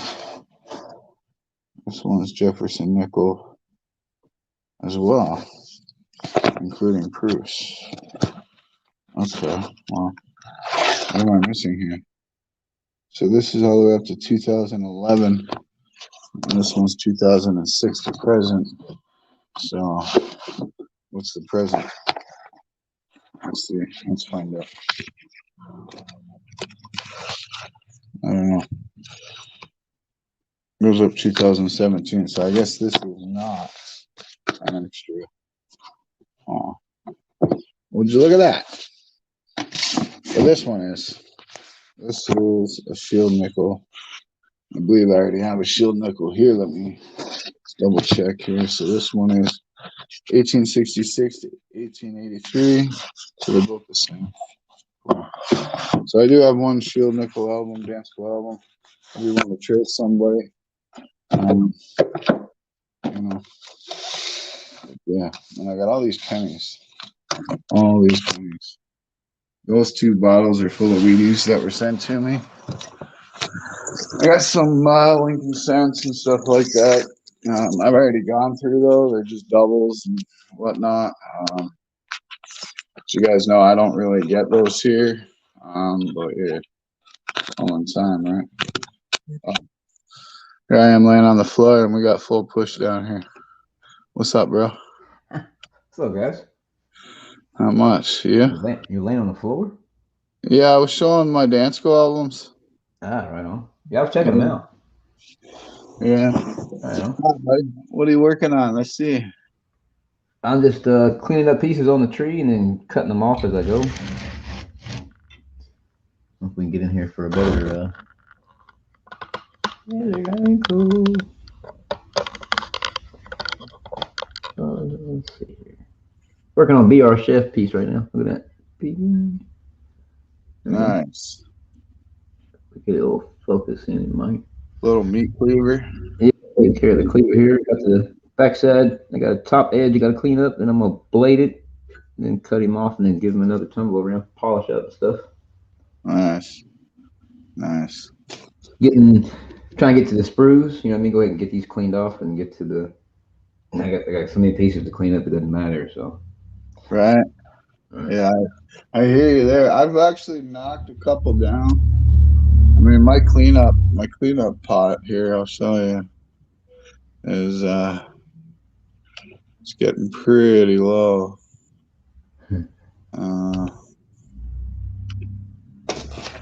It's getting pretty low, man. Hey, see the bottom almost. Right?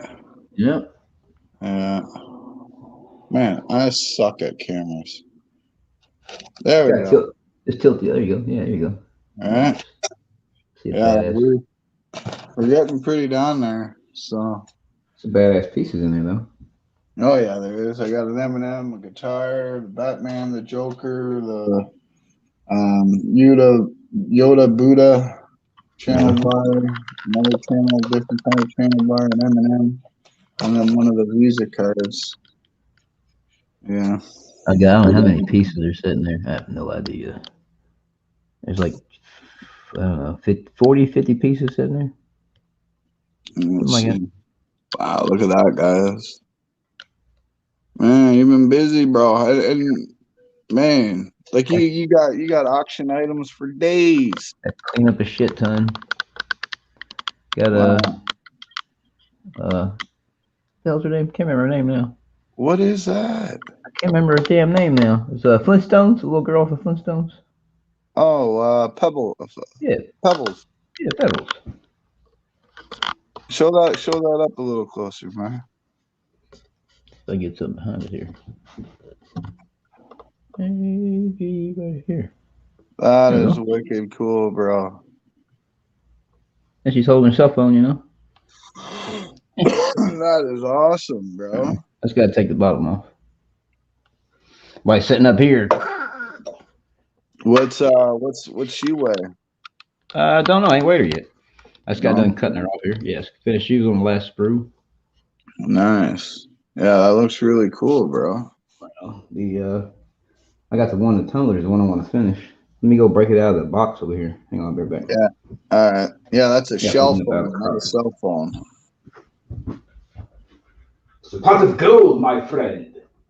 Ye lucky boy. You get a con full of gold. Yeah.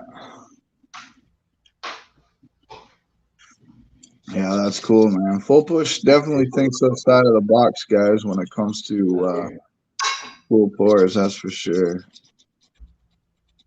I mean, if you guys aren't subscribed to his channel, make sure you guys do, though. Does some phenomenal work.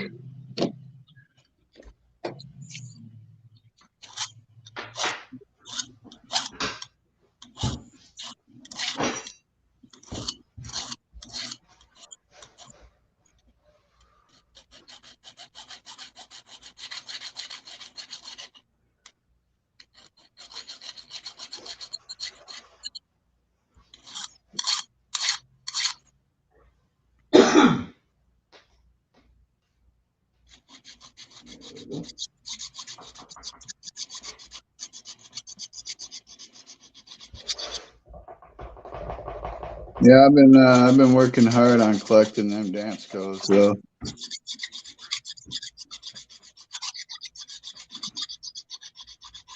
I do want to switch out the ones that BR sent me out of them albums and put them in a dance co album.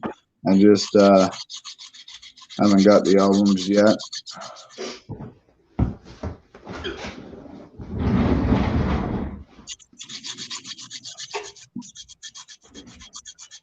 You back, brother?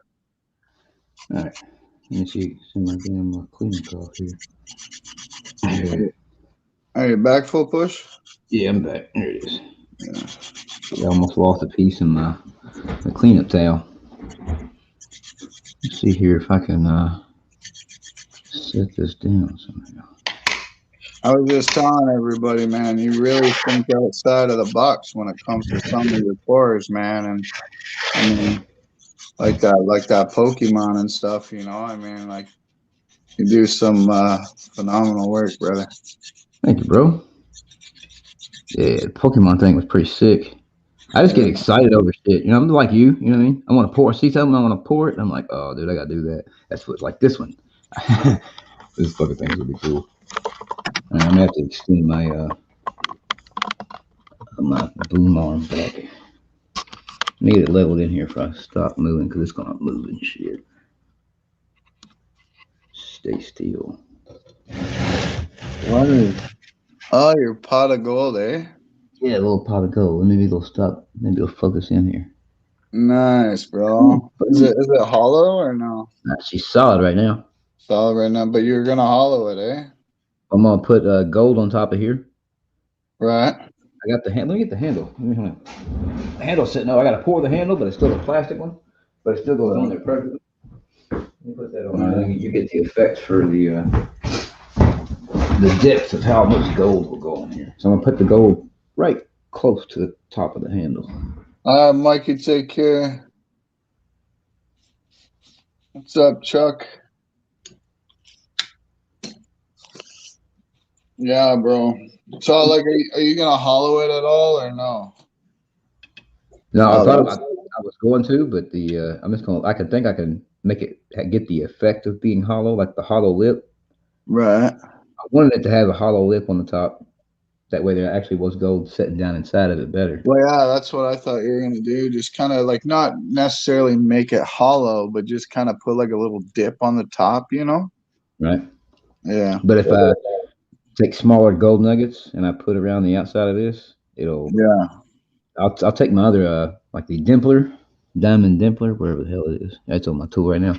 I'll take this little thing and spud it down. Right. And insert the gold. That way, it'll get the effect of looking like it's recessed.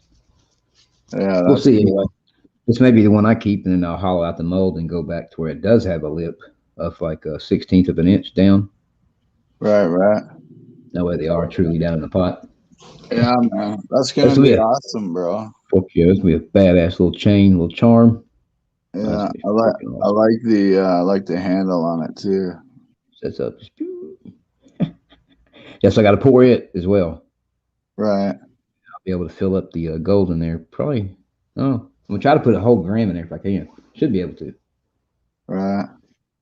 That way it's extra red. That's gonna be a challenge drilling them holes in them handles.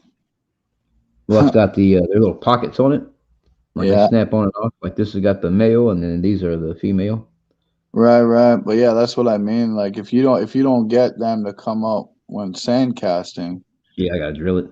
right? And I mean, with them being that thin, that's gonna be a challenge, you know? Yeah, fun shit, man. Fun shit. Yeah. Oh yeah, for sure, man. I'm always up for challenges, you know. Right. It's what keeps us on our feet, you know. Works perfect right now. So Yeah. we go. Very cool, man. That's awesome. So I'm stoked on that one just because. Heck yeah, bro. Then we got some more prospecting things on the tree itself, but other than that, some of the stuff I poured last month, I got the umbrella finished. It's pretty much done. These are ready to go to polish. That is, and this is. The Nice. umbrella came out freaking dope. See, man, if you guys' daughters or whatever have a dollhouse, you can just get a hold of Full Push, and he'll pour all the furniture for it. Right. You know. Yeah, that's right. Like, dude, he's got to have his drill. So get your drill in there. I just cut it off the tree, so it's a little. There we go. You can even pour the dressers and the beds and all that, you know, for the dolls. Heck yeah. Hell yeah. Wicked Witches stew pot. Watch you get like a crazy email now. Here's your plate for your stew. That's awesome, man. Yeah. Watch you get like watch you get like an email now, man. Someone's got like a 5,000 piece dollhouse they want you to do. Oh God. Right. That'd be crazy cool though. Little sneakers and everything, bro. That'd be awesome. Yeah, you gotta make. Oh, dude, there you go. You should make some silver stilettos. Right. Right. Like some Barbie heels or something. That'd be dope. Yeah, there you go. What's up, 4-9s? How's it going, buddy? 4-9's in the house. Do you know where the leprechaun is, 4-9s? Who owns this pot of gold? I'd like to find him. He's not from Ireland. He's from Australia. Well, he's closer than I am. Not really. I don't know. I'll take a wild shot. What's up, 4-9? Dang. You're gonna make me lose subscribers. No way. 4-9 knows what's up. Yeah. That's cool though, bro. No, man, you do some great work for sure. Appreciate it, bro. Check this out, 4-9s. Oh, come on, camera. Yeah, that thing turned out wicked. I couldn't tell you earlier, but look at that. I mean, all of it just bam. Yeah, I love all the detail on it, man. It came out perfect. Yes. And that's how it came out poured. Right. Like I still got to clean up the back though. The back's a little, you know. Yeah, that's natural. But still, look at the back. You got what 70% cleanup. Yeah. The other field is pretty good. Not bad. A little hand polish and a buff. Bam. Yeah. Yeah. Yeah. It's not every day, guys. That's what you like. That's like boom. It almost made itself badass. There's a new sheriff in town, boys. Yeah, y'all couldn't hear me earlier, but I was saying, somebody please take Barney's one bullet away. Check this out, bro. I can't wait till I finish this, bro. So I got the one wing soldered on. Right. To the TIE fighter. It's on there now, right? Yeah. What? Yeah, man. Well, yeah, watch. Oh shit. Yeah, that's on, bro. That's on. Oh yeah. So we got the second wing here that I poured today. Once I get that soldered. Oh, check that shit out. Prototype TIE fighter. What I'm gonna do though is I figured this out last night. Like I could have left that little pin there. Right. You know, but what I figured out last night is so like when it's on there and you're trying to solder, it's really wobbly, right? Right. So if I take out that little pin, right, and hollow this out, then this piece will actually sit inside, like where that round part is, the shiny part. Take the OD of that. Nice. Yeah, it'll sit right inside there, flush. And yeah, man. Oh, yeah. Damn right. Heck yeah. Excellent. Most excellent. Yeah. I've been making some channel rounds for some other channels lately, and I found it putting the screw on the side of the job seems to be much easier cleanup. Yeah. Yeah. Yeah. There's a lot of pieces that I do that I will put on the side. Like for instance, like the guitar. Um, I put on the side. When I pour like my channel round per se. And let me show you. So like when I pour my channel rounds, I always pour on the side of the round. Because it is easier to clean up 100%. But you know,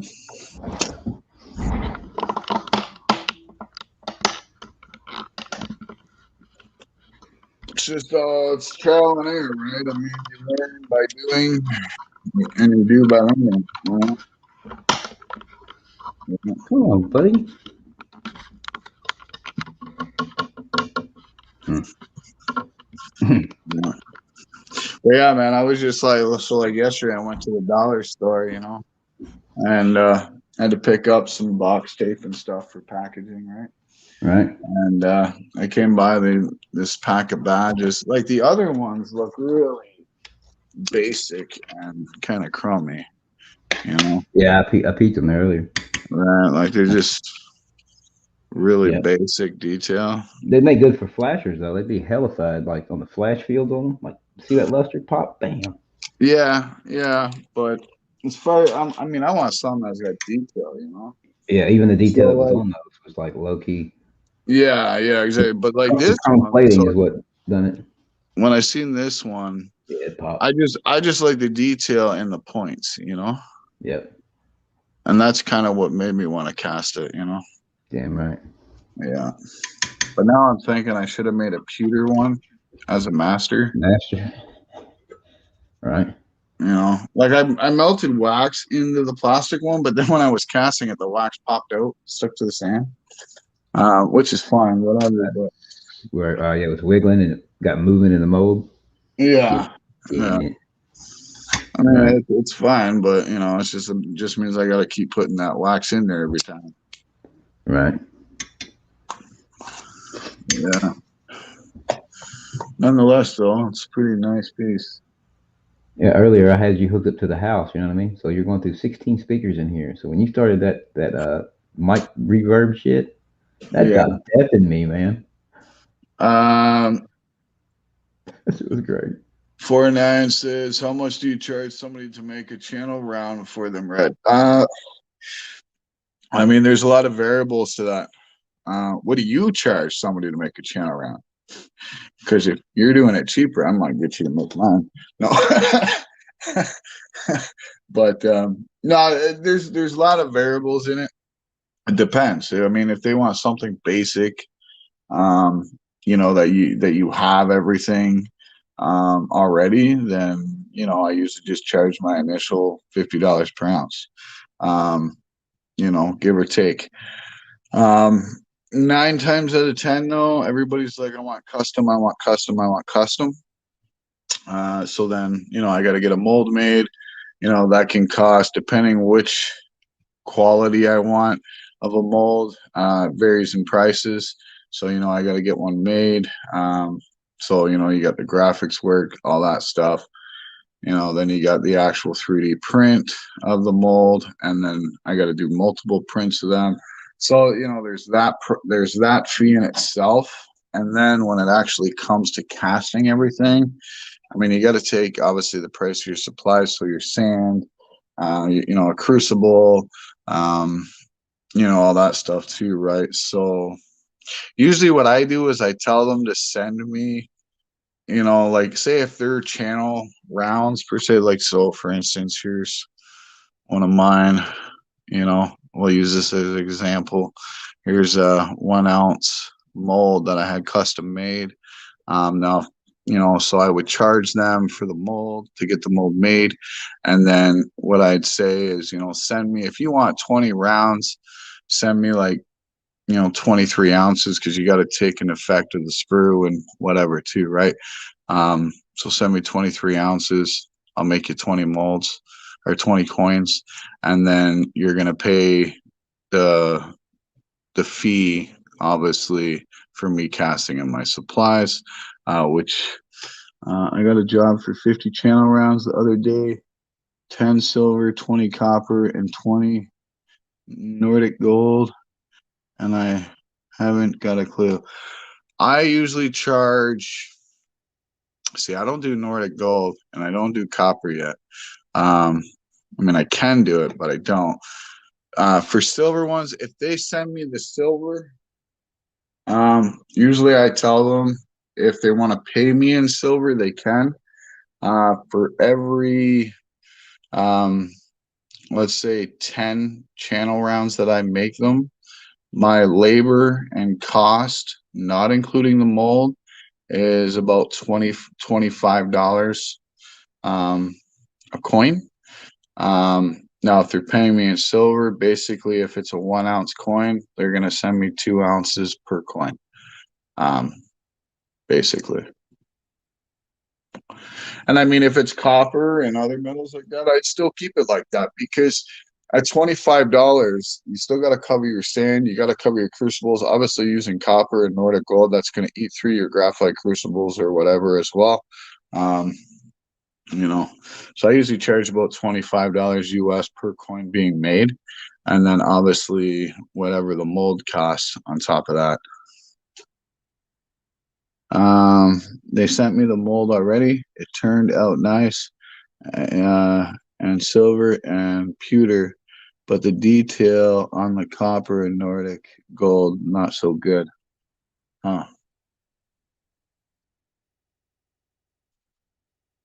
I wish I could see the mold. I mean, it's kind of hard to, without seeing it.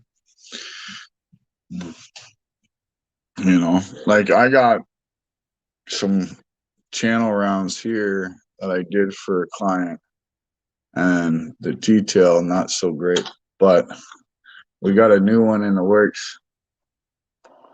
I had to kind of persuade him to change his design a bit. And you might have to do that too when it comes to copper and stuff. You might have to kind of persuade him. Copper doesn't form as great as silver does for sure. But to answer your question, I'd charge about $25 US per coin, and that's labor supplies included, right? As long as they're supplying the silver, and they're supplying the copper. Obviously, if they're not supplying the metals, you're supplying the metals, you need to charge them for that metal as well that you're using. So like if it's 1 ounce of copper, charge them an extra, $5 on top of that. So it'll be $30 for the copper coin. If it's silver, obviously charge them like, I think what's silver right now in the US, 27 or 28. So I would charge them $30 plus the 25, or, an even 50, give or take. But yeah, that's normally what I would charge. You gotta take the the factor in. I mean, this, man. You gotta take the factor in. Obviously, you're the one doing the work. You're the one putting the time into it and everything else, right? So you gotta get paid for your time, 100%. That's why I always tell people, like, you want me to make your channel rounds cool, pay me in silver, because at least with that silver, I can make stuff with that silver for myself, and resell it or put it in my stack or whatever. It's very, very similar to yours, but it's only one-sided. Yeah, it don't matter if it's one-sided or two-sided. I mean, I'd still charge the same, to be honest.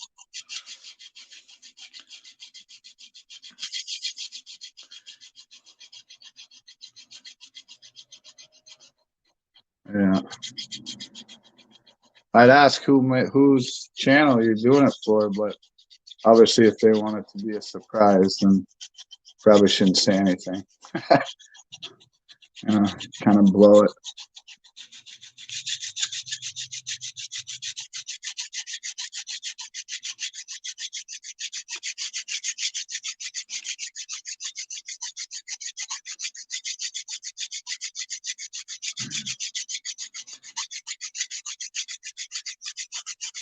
Isn't this a stream, man? You got two pourers just sitting here filing away on pieces. Full pushes on mute. Yeah, no worries, man. Any questions? I mean, you know my email too. I mean, if you want to talk more fluently on through email, we can. You know.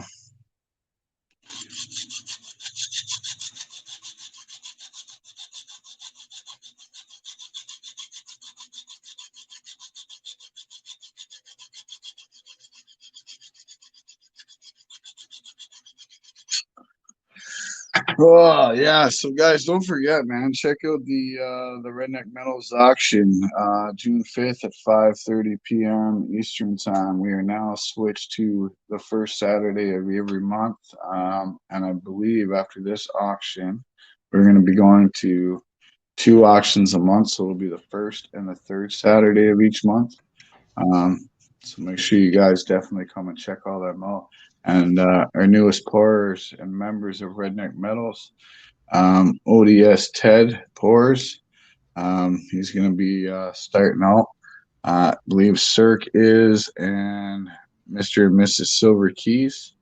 Got some cool stuff coming up too. So, yeah, 100%. Yeah. Debut pouring, baby. They still want me to stamp it and number each piece. Yeah. Yeah, I mean, so like, for instance, I can't show you the one side of this because it's got the channel, but this is kind of what I did on the other one. So like when I make channel coins for other channels, this is what I put on the back of the molds, right? So it's got my logo. It says 999 fine silver, and then that little square there, that's where I stamped the weight in, right? So yeah, pretty cool. And I can show you that, but that's all I can show you. What's up, Silver Keys? How's it going? It's secret, but I'll email you a picture. Awesome, bro. Yeah, send me an email and we can talk more. I mean, I have poured copper before too. Don't get me wrong. You know, and I've kind of been teaching myself on, you know, certain metals and how they flow. But yeah, I got a really cool bar in last night though from Man Mountain Link. Check this out, guys. This is made out of tin. This thing is the cleanest bar I've seen in a long time. Damn right. And it's sexy. I mean, the lines on that. Yeah. Apparently, I won his 300 GA and didn't even know about it, but I got it. I didn't have to claim it, but I got it. And I'm glad I did because this thing is sexy. I've been trying to buy a Man Mountain Link off Scrap and Hoarder and Tinker and Fun for a while. But now I don't got it because and this thing is just balling. I'm telling you. Yeah, when you opened that last night, you were like, "What?" Yeah, man. And I was like, yeah, that was excellent. yeah, I was shocked. Sticking right in the garage. Got the laptop out. Oh, cool. Silver Keys. Well, here, if you want Silver Keys, feel free to hop on panel if you want. There's the link. You know? Yeah. And she tells me, she's yelling at me, put the link in, she says. Huh? Jeez. Yes, ma'am. Roger. All right. So don't make me tell you twice. There'll be hell to pay. Yeah. Yeah, 49s, if you want to hop up too, man, feel free. I mean, you're more than welcome to, too, anytime. All right, here's the boss. We got to be good. What's up, Silver Keys? No sassing now. Yeah, 49s, if you want to hop up too, man, feel free. I mean, you're more than welcome to, too, anytime. You gotta mute your YouTube, Silver Keys. Sorry. Echo. Keys. Sorry. I know that too, and I just failed to. Oh, it's all good. Hey, Wasn't 49s, as bad. hop on. Just click the link and allow your if you're on your iPod or whatever, or your iPad, give it microphone access. And It's the same thing when we used to do the private chats, 49s. Basically, same thing. He used to pop in on the private chats with the Redneck Metals guys at night. Yeah. I may have to mute because he's going to be welding back here in a little bit, but Yeah. oh, sorry, he's just going to be soldering. Never mind. He shouldn't make Okay. too much noise with that unless he starts a fire or something. What's he soldering up? We put a new bumper on the truck. We picked up a used bumper and Right. or a big grill guard, Right. and it's got good rubars on it. The mounts needed rewelded, and so we did that. We got it. I painted it yesterday. We got it installed this morning. Nice. But it had built-in fog lights. Yeah. And the wiring is too short to hook up to our harness. So he's changing the wiring up so it'll reach. And Nice. What's going on, 49s? How you doing, buddy? Pretty good. I'm hoping the link is good. hey, how are you? Pretty good. Good. Hard to chat with you lately. Always busy. Yes. It's I love the trains. thank you. We're hoping when we finish up with this bumper here shortly, we're going to try and set up and pour some more. Nice. Yeah, those trains came out beautiful. Yeah, I was really pleased because we kind of did that on a whim. We didn't even try them in pewter. We just went straight to silver. Yeah, you're getting more comfortable. That's what that is. Oh, he's loving the silver. Yeah. I think all of you warned us about that. Yeah. It's that blast white, that's what it is. Yeah. I mean, it just draws you in. Yeah, but no, you guys are doing amazing work. I mean, and considering you guys just started pouring, I mean, yeah, phenomenal. But I mean, you guys been lurking quite a bit on these streams and 49s streams and stuff too. So you definitely picked up some skills for some good people, that's for sure. Well, and we went through, we've been taking notes. We're kind of, in some ways, even though I do a lot of computer stuff, we're old school. So we've watched all your videos. I mean, I even went back yesterday and watched some of 49's, older videos. And we take notes.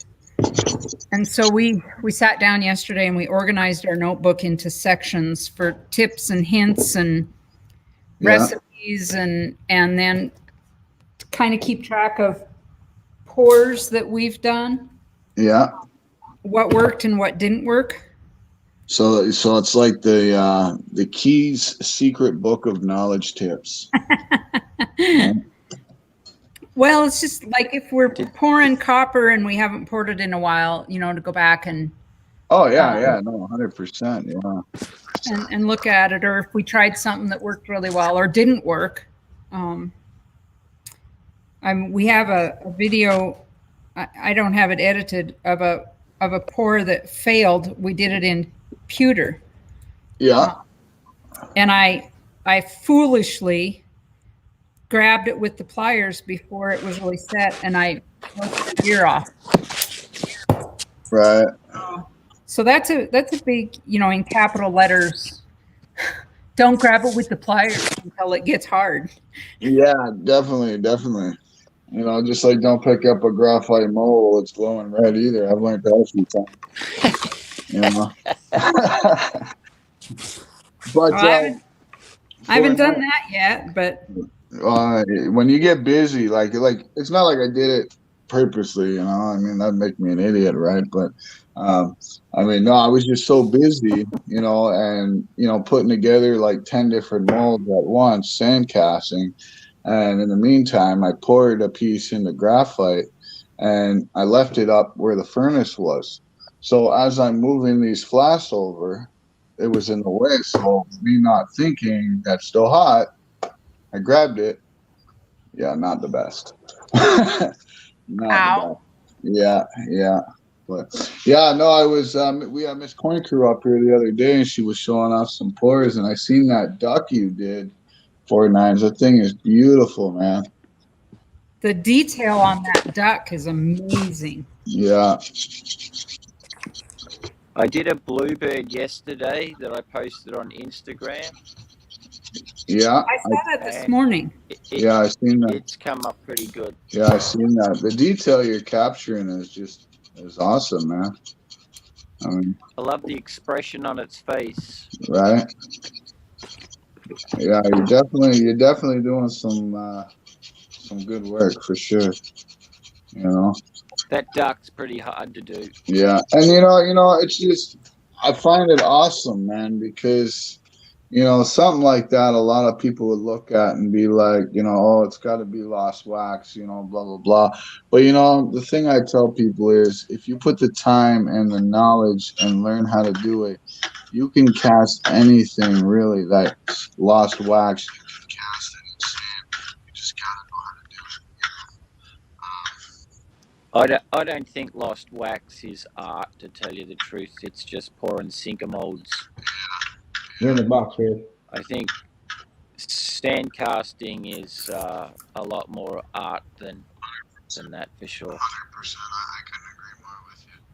I mean, don't get me wrong. Lost wax is more for if you're doing rings, stuff like that, jewelry wise. But even that you can sandcast too, right? So.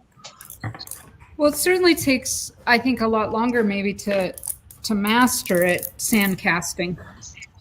Oh, 100%. You'll know. I mean, I don't care if you've been pouring for 40 years, 60 years, whatever.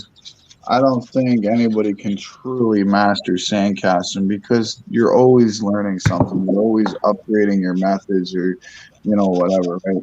There's always something. You know what I mean? Well, hopefully you're always trying new things. Exactly. And that's what it is, right? You got to challenge yourself, right? Right. Don't get comfortable. Right. Yeah. Like, I mean, stuff like this badge I'm working on, I mean, normally I wouldn't have casted it. I'm kind of leaning more towards builds lately. But, I mean, the detail on it, I had to. You know what I mean? I sent you an email, Red. Have a look. Okay. I can't. I'm on my phone. All right, no problem. Yeah. Send it through Instagram. Yeah, if you got. I can't. Oh, well, I can't yet. That's all right, because it's in your email. Yeah. Well, if you go into your email and click on the picture, and then hold it with your finger, and then you can save the picture, and it'll go to your gallery, and then you can go to Instagram and send pictures.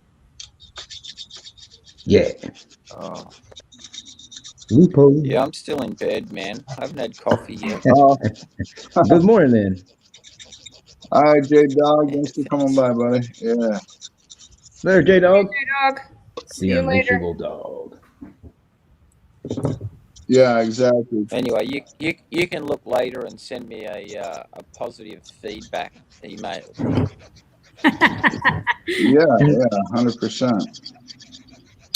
I'll check it out for sure. You'll know the channel when you see it. Right, right. Cool. Did I send you a picture, Silver Keys? You did. Yeah. I did. Cool. Yeah. And then I think he actually posted that channel actually posted it on their Instagram. Maybe. Oh, yeah, he did too. Okay. But they're still not aware that. Oh, yeah, I think he did say something about it on Instagram. I'll pull mine up. I'm on my laptop, so I can look.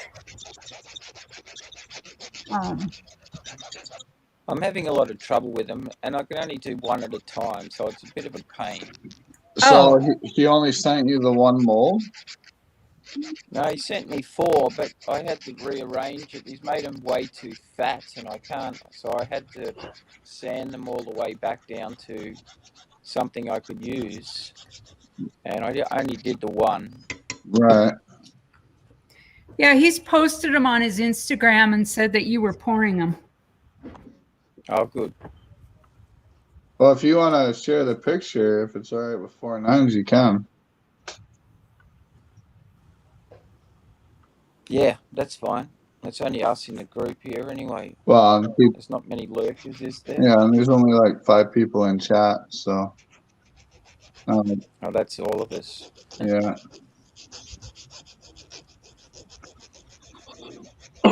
Charles won't tell nobody.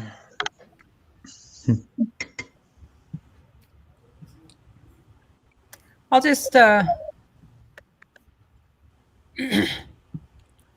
post it to you, Red, Okay, and then you can check it out. put it. Yeah, it's on his Instagram, so I don't think that he would mind. No, So probably you should not. have it, Red. I just like to ask permission before I do something. Oh, absolutely. Let me check here. Oh, okay. Yeah.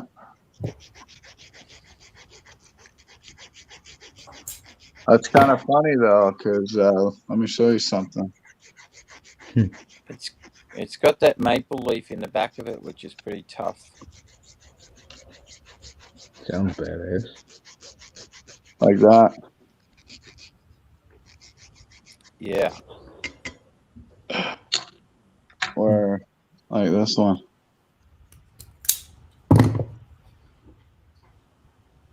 Oh, that one's a tough one too. Yeah, I can get them pretty good in the silver and pewter. They're coming up awesome, but the gold and copper, I lose the maple leaf. right.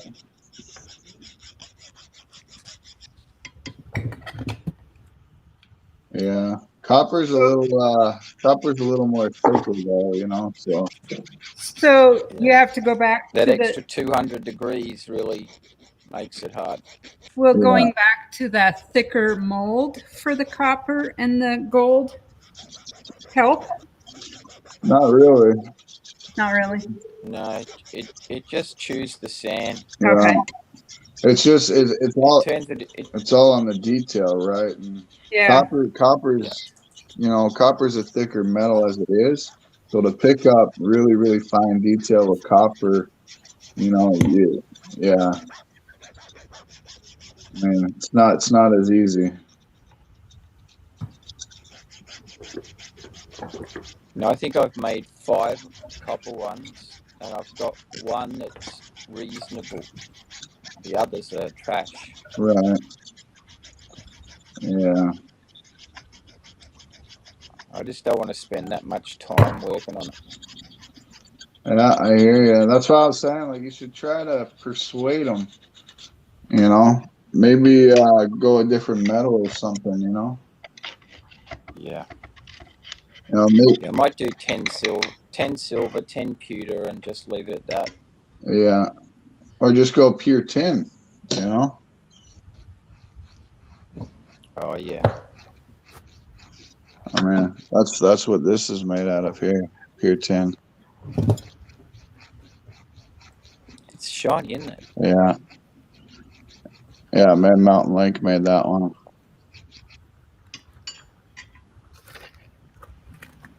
I love that. I haven't tried to buy tin. I don't know where to get tin. You can get it from your scrapyard. Just go in and tell them you want to buy 10 pounds of tin. And what they'll do is they'll sell it to you double over the scrap price. So, I mean, if tin is going for, let's say $1 a pound, then they'll sell it to you at like $2 a pound, Oh yeah. I do the same thing with pewter now. Yeah. Like I just picked up 40 pounds of pewter. And I only paid like, I think $36 for it. Sweet. Yeah. Yeah, my guy's he charges me $10 a kilo, so $10 for 2 pounds. Wow. Yeah, I generally only use it to make my molds with anyway. I don't sell it anymore. Right. It's good, like that sheriff badge you were talking about. It's easier to push the pewter one into the sand, then take it out, put your original piece back into the space just to get that extra bit of detail. Yeah. But you don't have to put any pressure on it or damage it. Right. Yeah, 100%. No, I was so I filled this one. Like when I did this one, I just filled the plastic one with wax. But I found the wax is a little soft, Yeah. So Stick it in the freezer for a few hours before you actually take it out.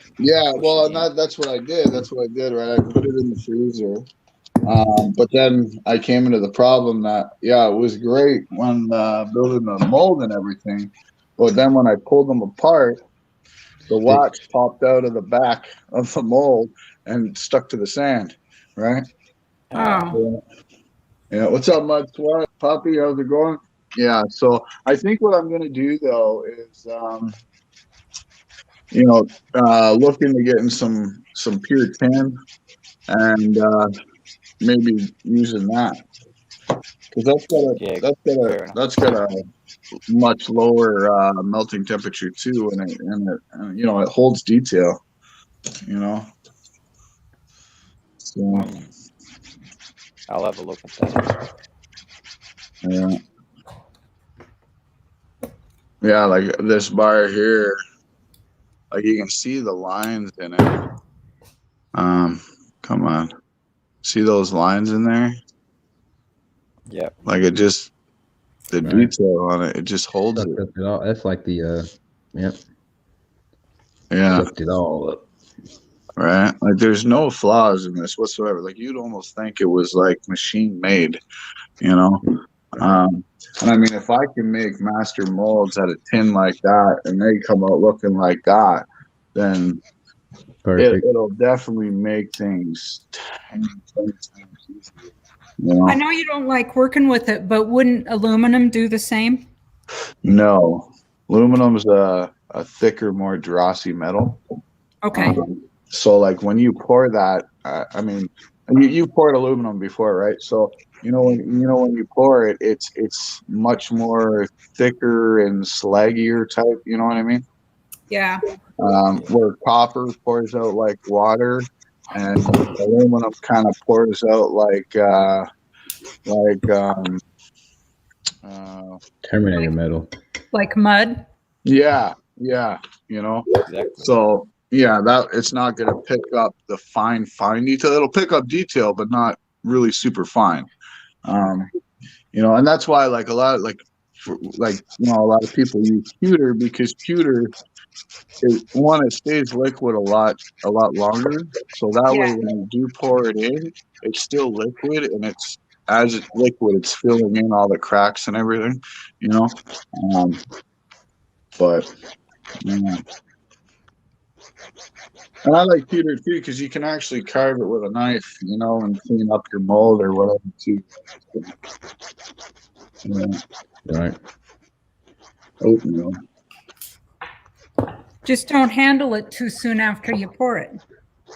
Right. Yeah, you definitely. Yeah, I've had that happen. Right. So like the first time I ever used pewter, um, like I learned about the pewter thing from 4 nines, right? Because I mean, I used to wax carve my molds, right? And then when I seen him do it, I figured, I'll give it a shot. But see, I poured it in there, and I'm so used to like pulling the molds apart right away because with silver, right? Yeah. Oh, yeah. And I did that, and it just all rushed right out. You know what I mean? Um, Another thing too is I noticed like with pewter, you can't be adding your vent lines, and that because I mean really you don't need them, and if you do, and I always run my vent lines through the sand, um, and the pewter will literally just pour right out of that. Follow it. Yeah. Yeah. Yeah, I use a toothpick if I need to vent pewter because it'll slow it down. Yeah, that's what I use too. I always use a toothpick. Yeah. But generally, you don't need to use vents for the pewter. It seems to level itself in there nicely. Yeah. And if there is any air, and it stays liquid enough for the air to come out before it hardens. Right. Right. Yeah. So how much copper you have stripped so far, Keith? We did 134 pounds last weekend. Our son was out and he helped me.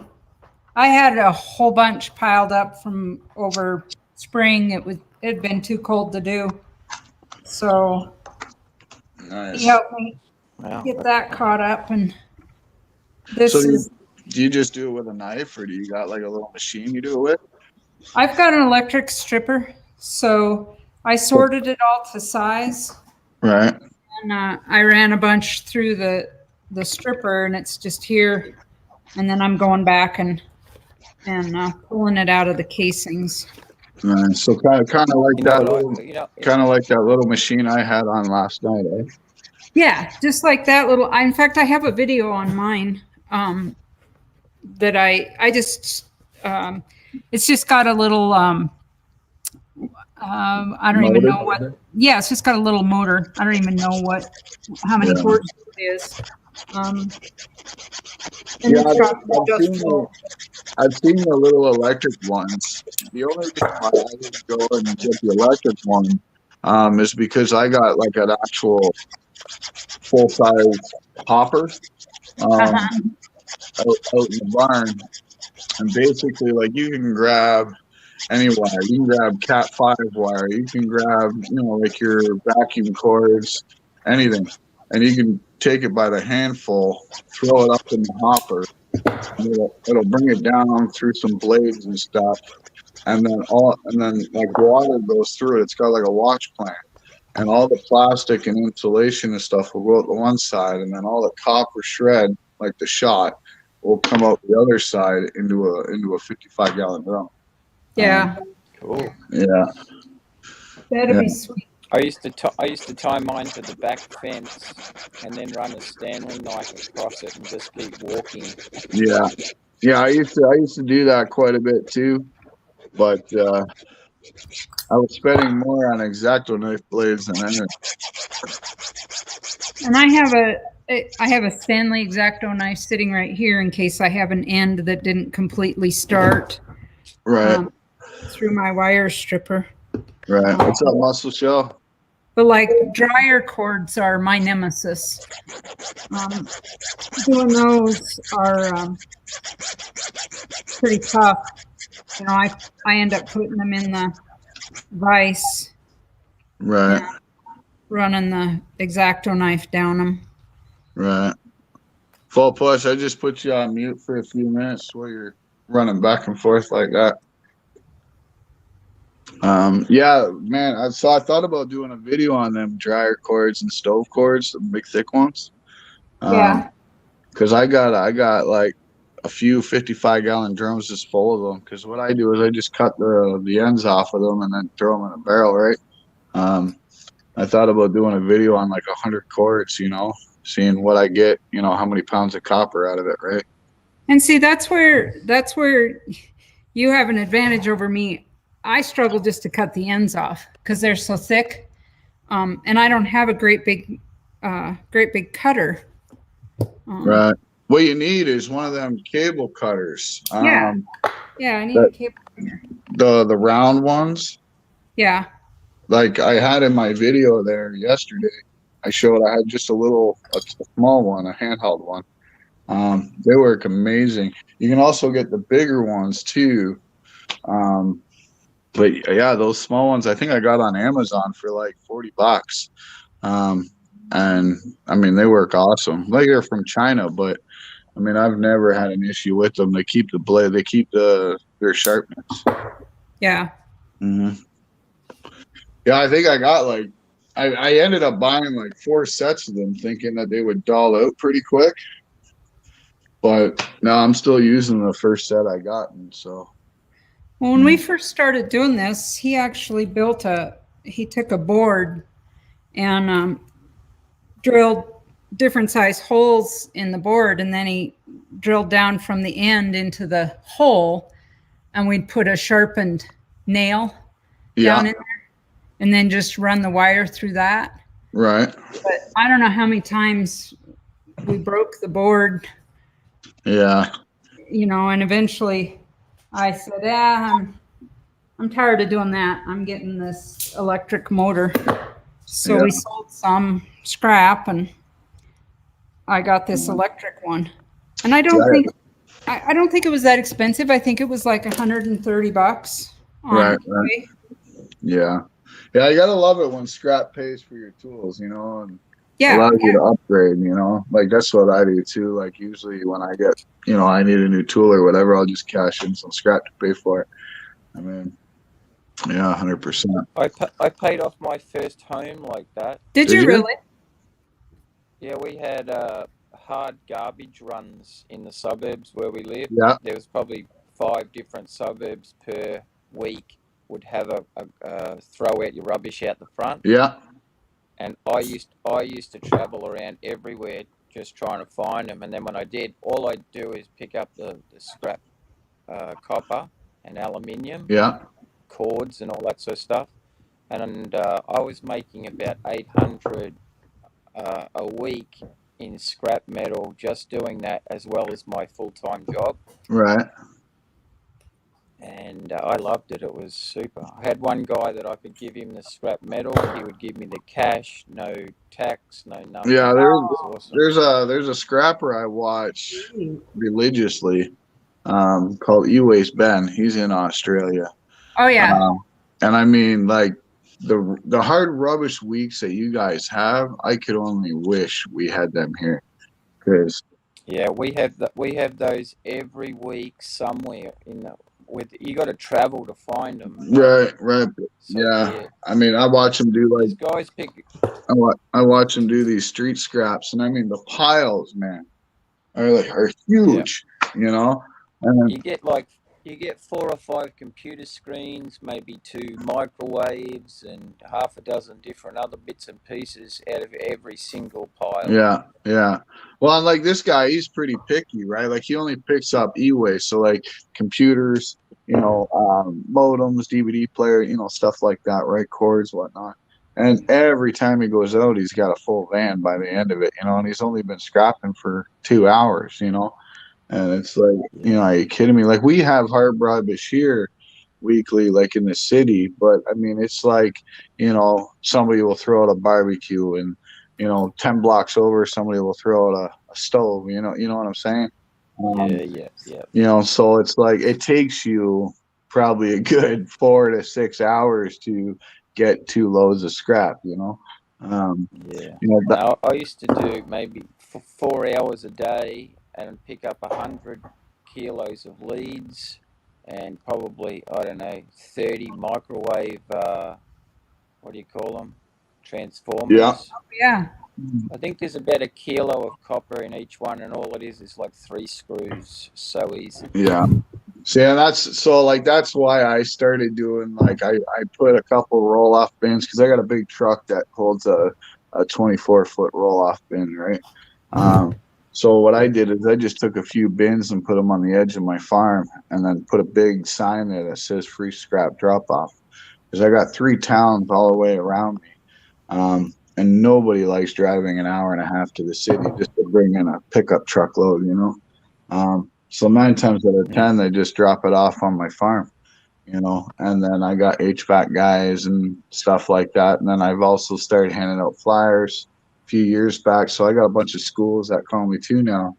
But you know, now it's like I don't even have to go out to get it. It all comes to me, right? Which is nice. But I mean, every now and then I get bored and I'll just go drive around and find stuff. But yeah.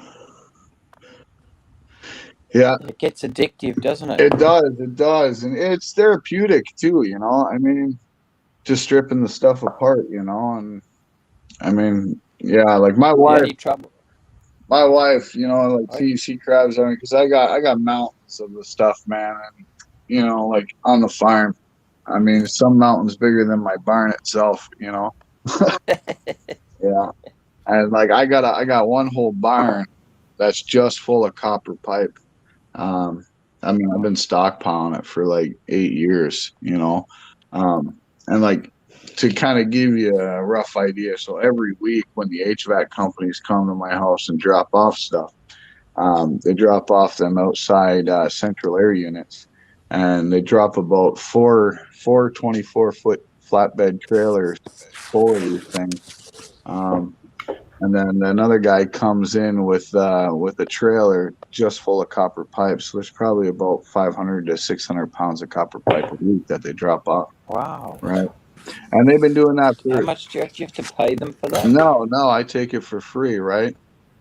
Wow. Yeah, yeah, because they don't want to drive an hour and a half to the scrapyard, you know. And I drive an hour and a half with that. Right, but see, so the company they're with, they're contracted. They're not allowed to cash in their scrap by contract. You know what I mean? Wow. Yeah, and before they had We're getting $15 for it at the moment. $15 a kilo, so that's what, 2 pounds for, well, $7.50 a pound. Yeah. Right now I'm getting about $6.38 a pound right now, for number 2 pipes. So yeah, I mean beforehand the HVAC guys they were paying the scrap yard for a bin and to take away their metal, and I just went there. I said, listen, I'll take it for free. You guys drop it off to me and I'll take care of it. And they've been doing that for. Maybe you should take them a bin down to their factory and go and pick it up every day. Right, yeah. But so yeah, I mean, I've been doing that for 8 years, and they've been bringing it to me for 8 years, and I just keep throwing it in the barn. And my wife's like, "When are you going to cash that in?" I says, "When it goes up, you know." And now that it's up, now I'm starting to process it all, you know. So do you have help to process it? No, I mean my kids will help me sometimes. My daughter's husband, or gonna be husband, he'll help me out sometimes. But you know, not a whole lot. Usually I just like going out there by myself, cranking the radio and just kind of doing my own thing, you know. Yeah. I think I'd like to hang out in that shed. Right. Well, yeah, and like I have 3 devil forks, right? So I thought about melting down all that pipe and putting them into big bricks, you know, and then just stacking the bricks up along the wall, you know.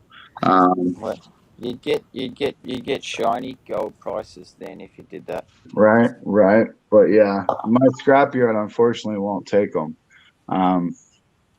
Yeah. So, I mean, I was been melted. Yeah. So I was making ingots and selling them on eBay. And it was good for a little bit, you know. I was making like 6-7 times the scrap value per pound, but you know, it just got too much with shipping out all that stuff, and you know what I mean, doing everything else that I'm doing too, right? So yeah, that's it. Well, I called. We haven't been to this recycle place yet, but I called them for their prices, and they're paying $1.95 for number 1. So that's better than what you were getting. Yeah, I'm going to call the other place that we went to. They aren't open Now they've already closed, and they won't open again now until Tuesday. But I'll call Tuesday And then they want ABN numbers and all that sort of stuff. yeah. So do you guys That have sucks. do you guys have to claim everything that you get from the scrapyard? No, Okay, see, I do. they'll pay us cash. Okay, see, I have to claim everything because I'm technically a business. Yeah. You Well, I know, suppose if we did a volume, and I think it's like $10,000 worth or more, then we would have to do something. But we're not gonna. There's no way that we'd get that much. right, yeah. Like when I bring in my shred or my steel or my tin or whatever, I mean, I'm bringing in about 4 tons each like every other day. You know what I mean? Yeah. You know, so, and I told them straight out, like like when I called them up, and this is the thing, like if you know what to say to them or what to ask, you'll 9 times out of 10 get a better price than the other people. And I just told them straight out, I says, listen, this is what I bring in on like a weekly basis. And if you can't give me a better price than your average Joe, then I'll just take it up the street. You know what I mean? Oh yeah. And they'll be like, no, by all means, we'll we'll add this much more or whatever, and yeah, I mean, so like for right now, like with copper number 2, I'm getting about 630, 638, somewhere around there, and the average person is getting about I think it's $5.65 a pound. So I'm almost getting $1 more than everybody else. But I'm also bringing in, like, last copper load I brought in was 2.5 ton. So Yeah. it's all on quantity, right?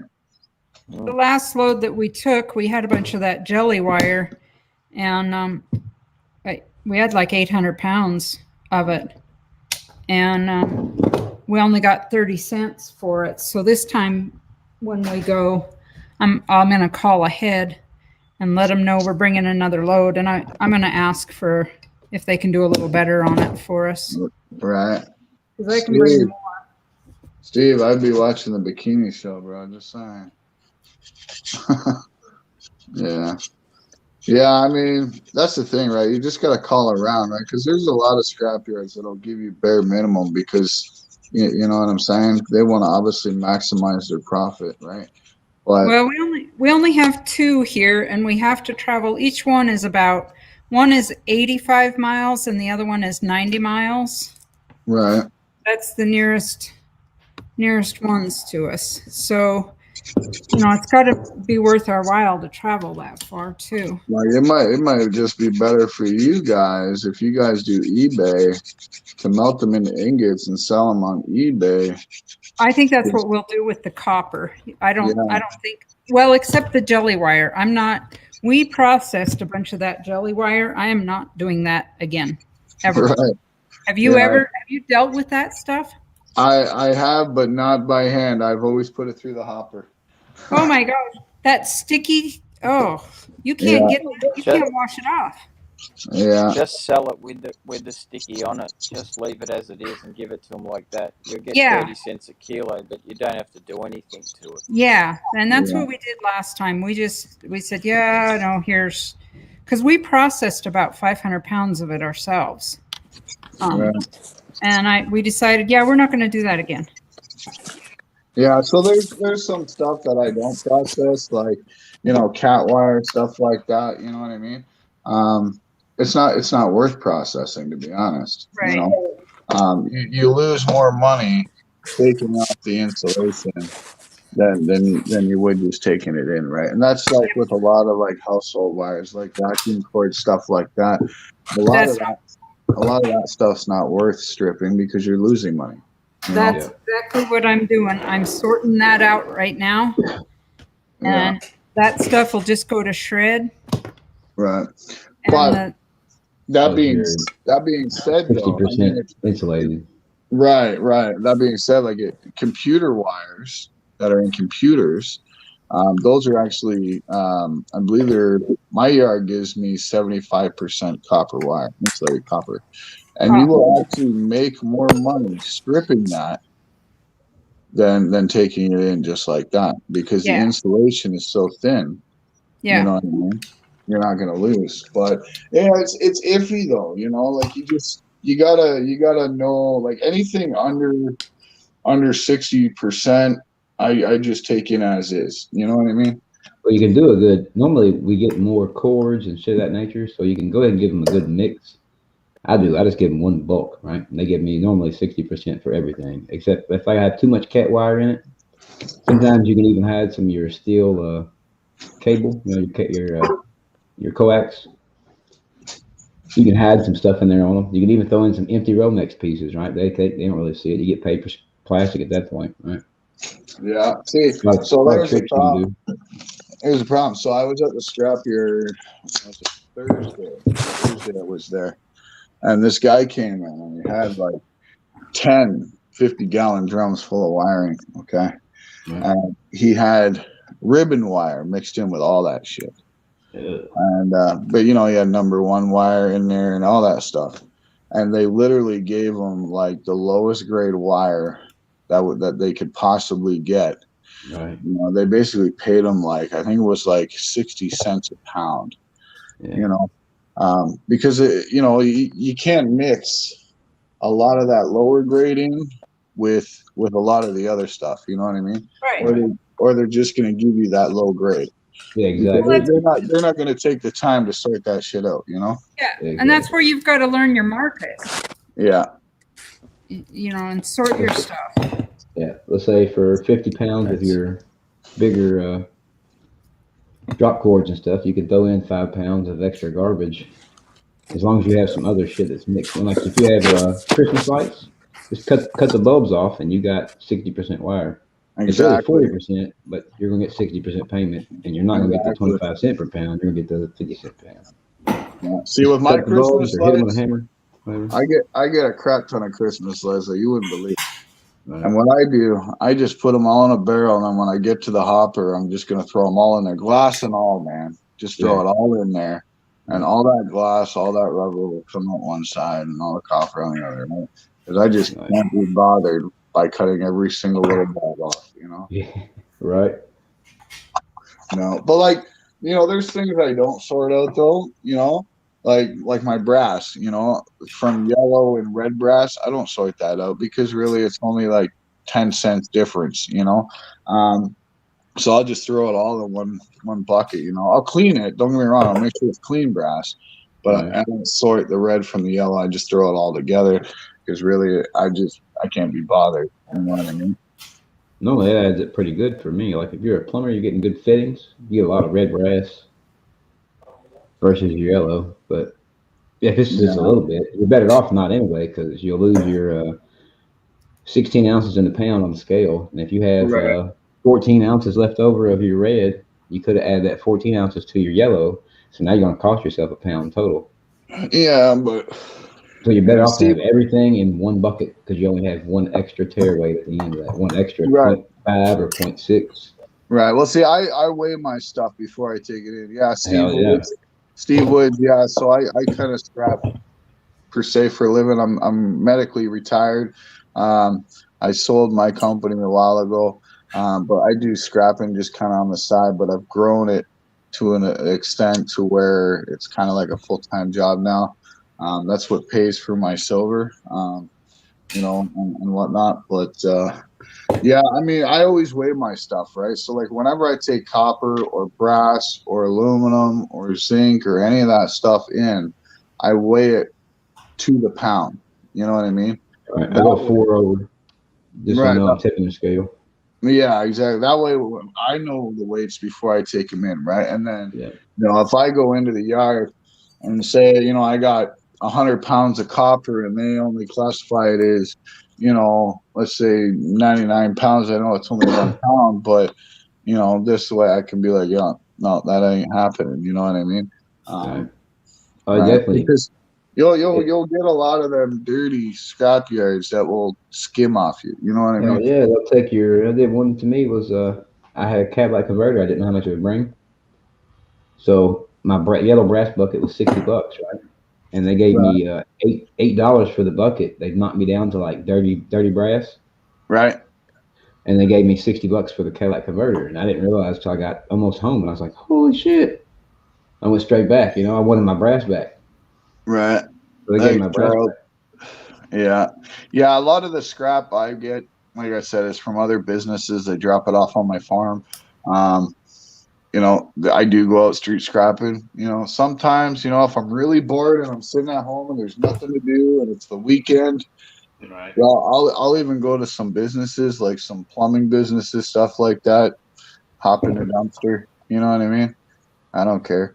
I mean, like before I came to the shop today, I It's drive fun. I drive past like 8 HVAC companies and like 4 plumbing shops.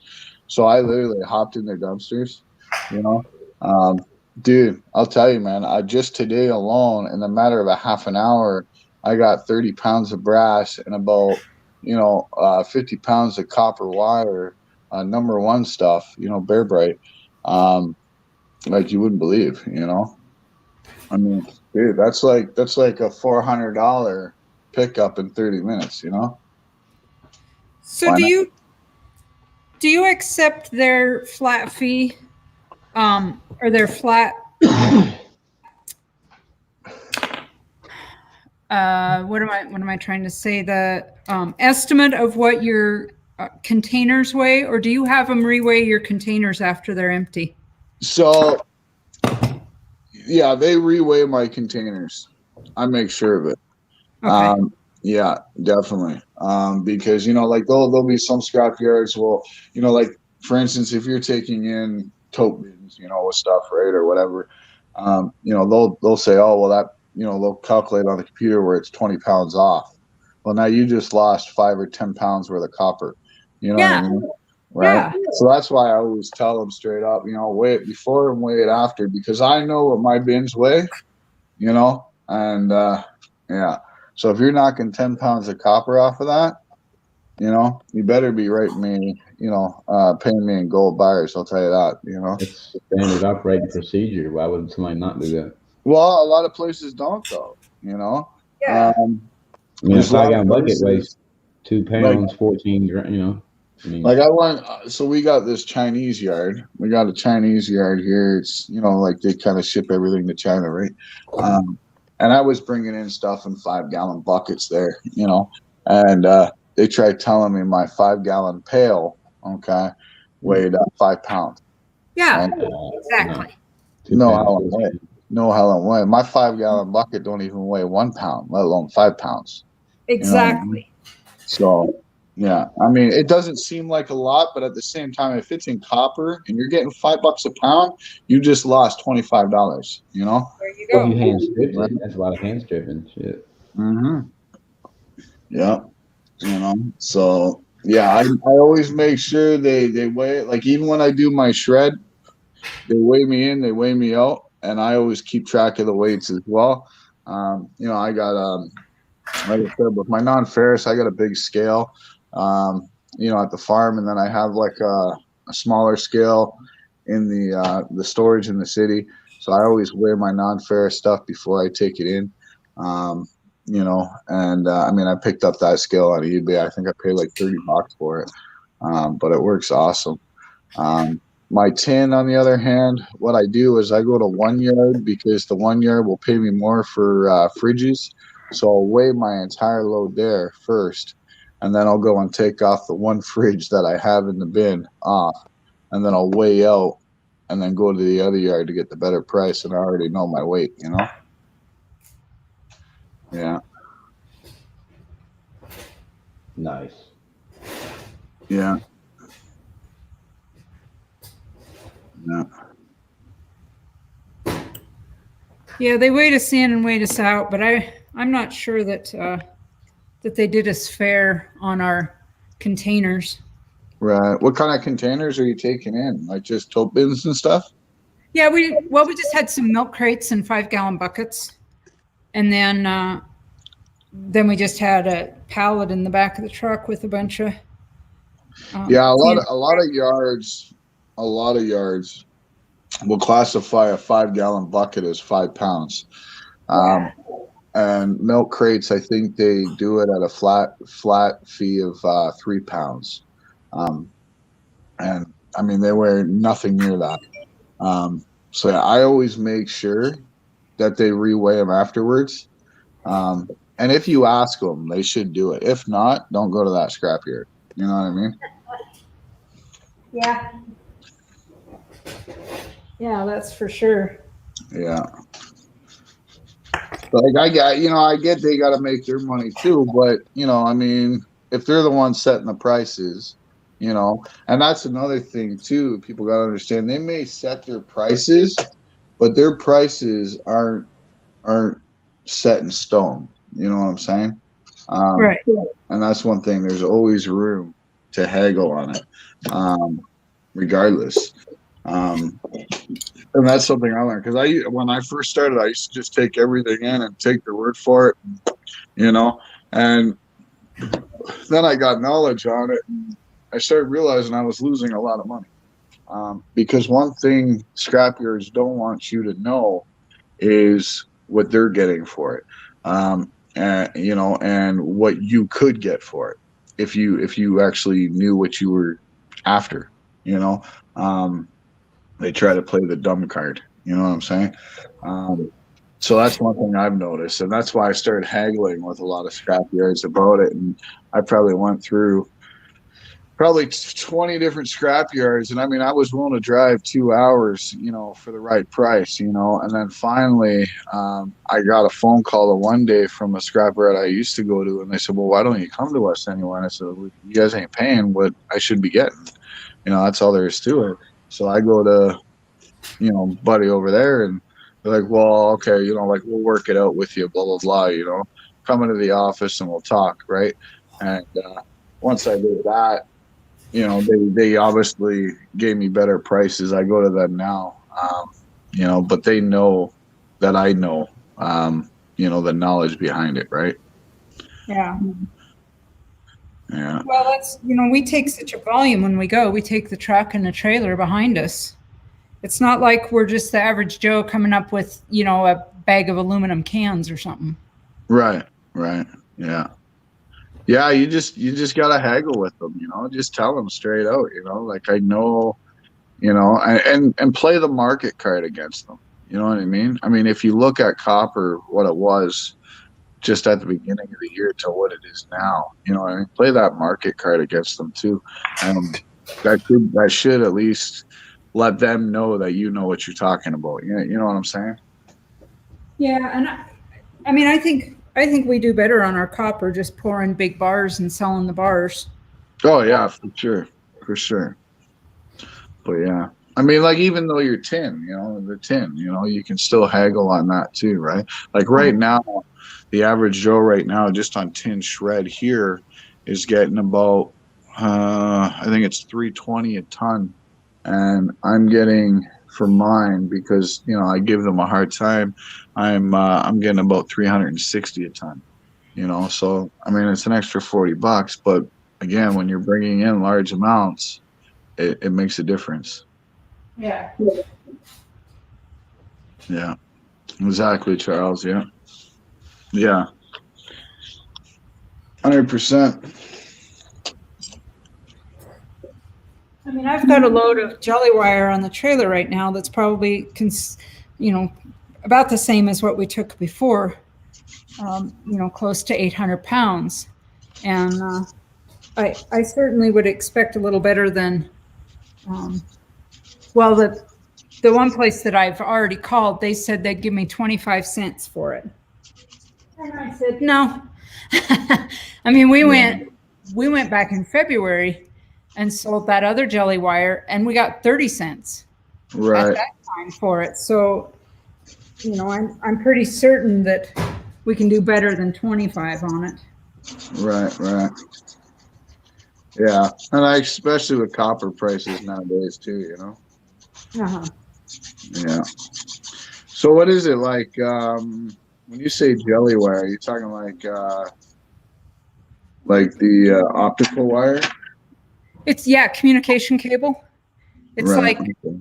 2-inch OD, and it's got like 1,000 tiny little wires in it. Yeah. All in their own casing, and then it's got the jelly in it, and then it's got a copper casing, Right. then the outer hard casing. Right. And that Yeah. jelly, you get that stuff on you. It's not petroleum jelly. It's sticky. Oh my God. Right. Yeah. 100%. Yeah. It's not water soluble. You can't wash it off. Yeah. That stuff I definitely don't. I don't bother with really. I mean, like I'll get it. Obviously, I get it all the time, but I just put it in a container. I don't bother processing it. It's Yeah. way too much work.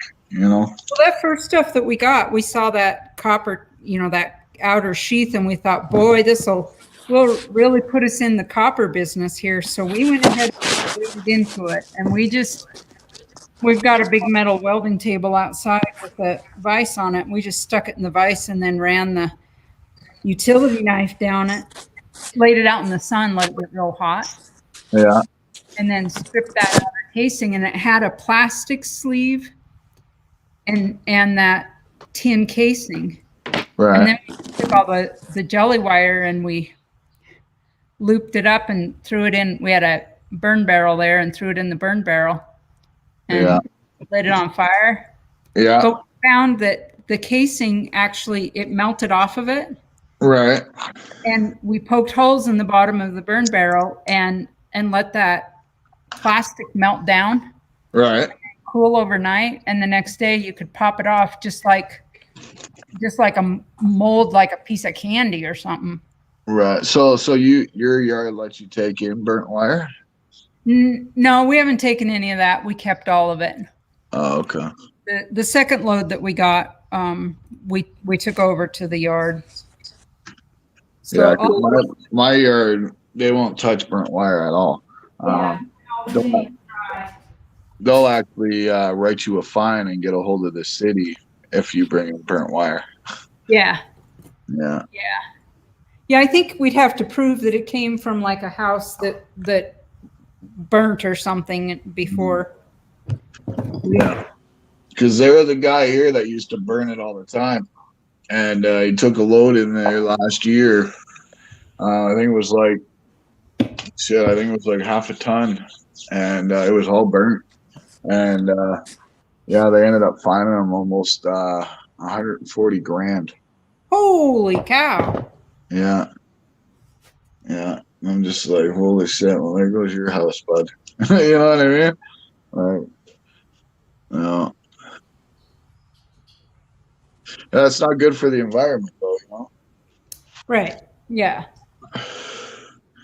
Yeah. I think thieves used to steal the wire from the sides of the roads when they were like building the roads. They'd have these big cables out there on rolls. Yeah. And the thieves used to pinch them and set them on fire until all of the wood and plastic was gone, and then they'd take it in and get it scrapped. Yeah, we get that. And they could get away with it for a while.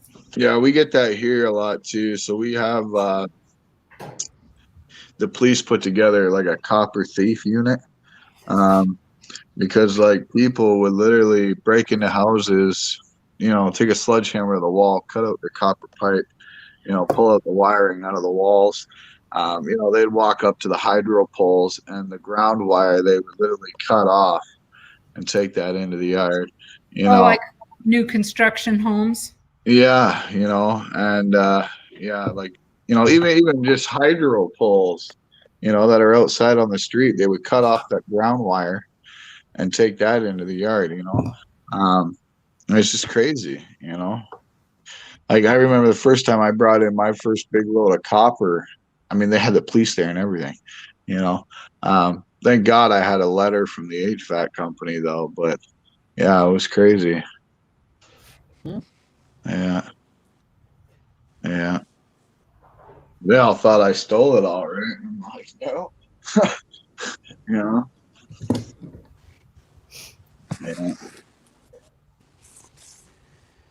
Guys, I'm going to get off. I've got to go and do some work. All right, Portnoy, you have a good one. Enjoyed hanging out with you, but I've got to go. Have a good Yeah. one. I'll, Talk Thanks with for you coming later. on. catch up with you. I'll talk to you soon, Silver Keys. Sounds good. Take care, Okay, bud. bye. Yeah. What are you working on there? Full push?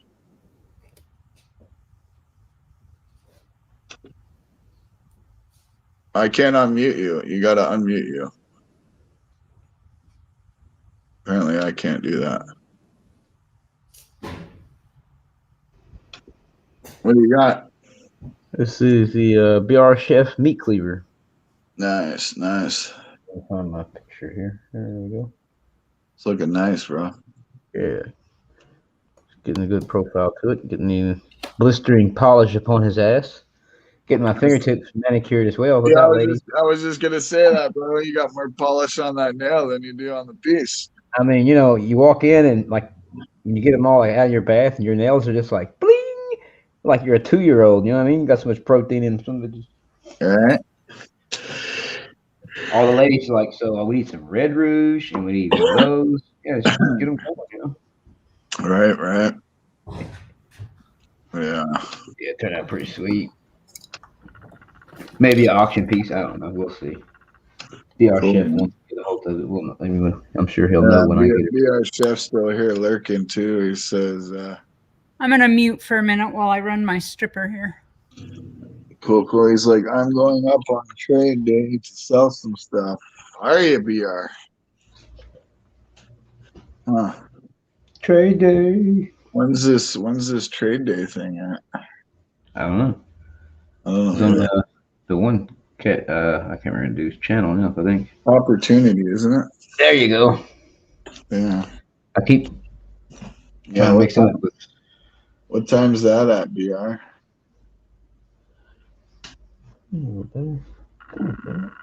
Are you putting up that Morgan and other 2 slabs?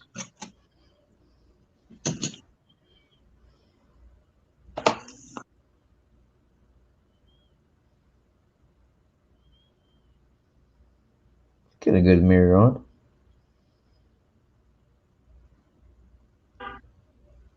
Nice, bro. Yeah, that's clean, man. Get there. I got a little bit more to do. Like the fat part of the blade there, you know. Yeah. May have to take a little bit more hand filing to it. That's what it needs. It is now from 3 till 10. Okay. Well.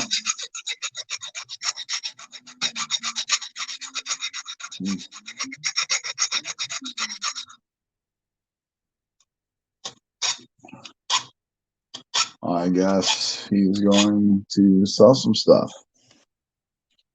Very cool. Well, hopefully you got good money for your stuff, bro.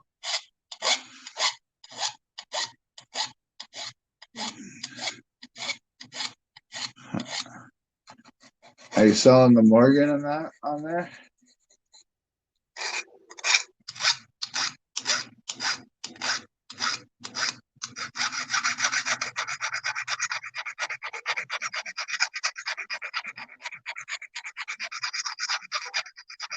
I've been working so hard on this TIE Fighter push. Like,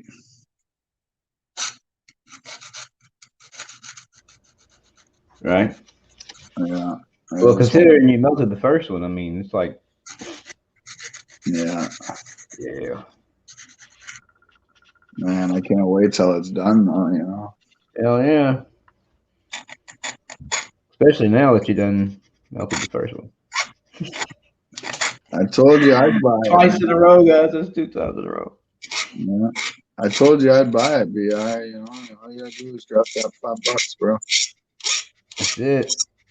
5 whole lonesome dollars. Can't Yeah. even get a Snickers bar and a pop in Canada for that. Yeah. You get it here in America. You can't get it in Canada.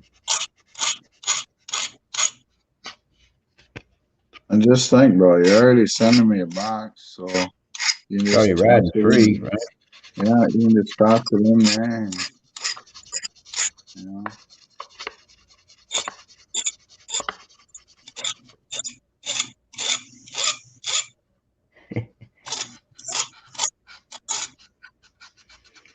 And when you're polishing this son of a buck, it gets so damn hot it wants to jump out of your finger, man. It turns on like, wow.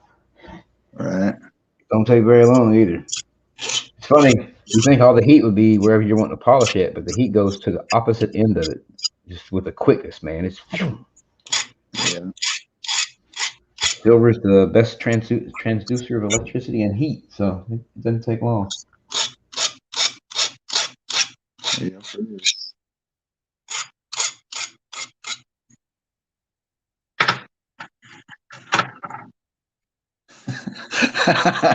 You see this guy, man? I know $5 is all that separates us. Now someone will have the opportunity that you left on the table. But see, you don't have to let it separate us, bro. You know, you could connect us. You know what I'm saying? It's all in your hands, bro. That's funny.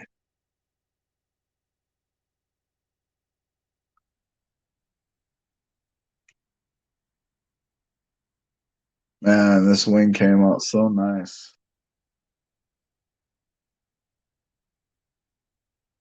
Well, it's gonna be cool, man, when it's done. Heck yeah. But you know what, guys? I've been live for holy crap, almost 4 hours. So yeah, don't forget, guy. I'm gonna end the stream anyways. But Silver Keys, are you still there? I am. Okay, yeah, I'm gonna end the stream. I just want to let you know that. Okay. Alrighty. Catch But, everybody later. All right, take care. You as well. Later, Keys. Later.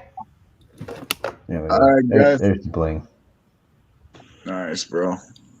Yeah, don't forget to check out the Redneck Metals auction, guys, on June 5th at 5:30 p.m. Eastern time. We're gonna have some of the newest members and pourers up there auctioning off some stuff. So we're gonna have Silver Keys and Mr. Keys up there. Yeah. We're gonna have ODS Teddy pours up there with BR Chef and maybe even Cirque selling some stuff. And all the other members too, guys. And don't forget, we may be going to 2 streams, 2 auctions a month too in the future. So keep an eye out for that, guys. And but don't forget to go over there and hit the bell. Make sure you're subscribed. That way you guys get notified when we go live. But until next time, guys, like I always say, take care, keep stacking, have a good one. Keep pushing, guys. Later.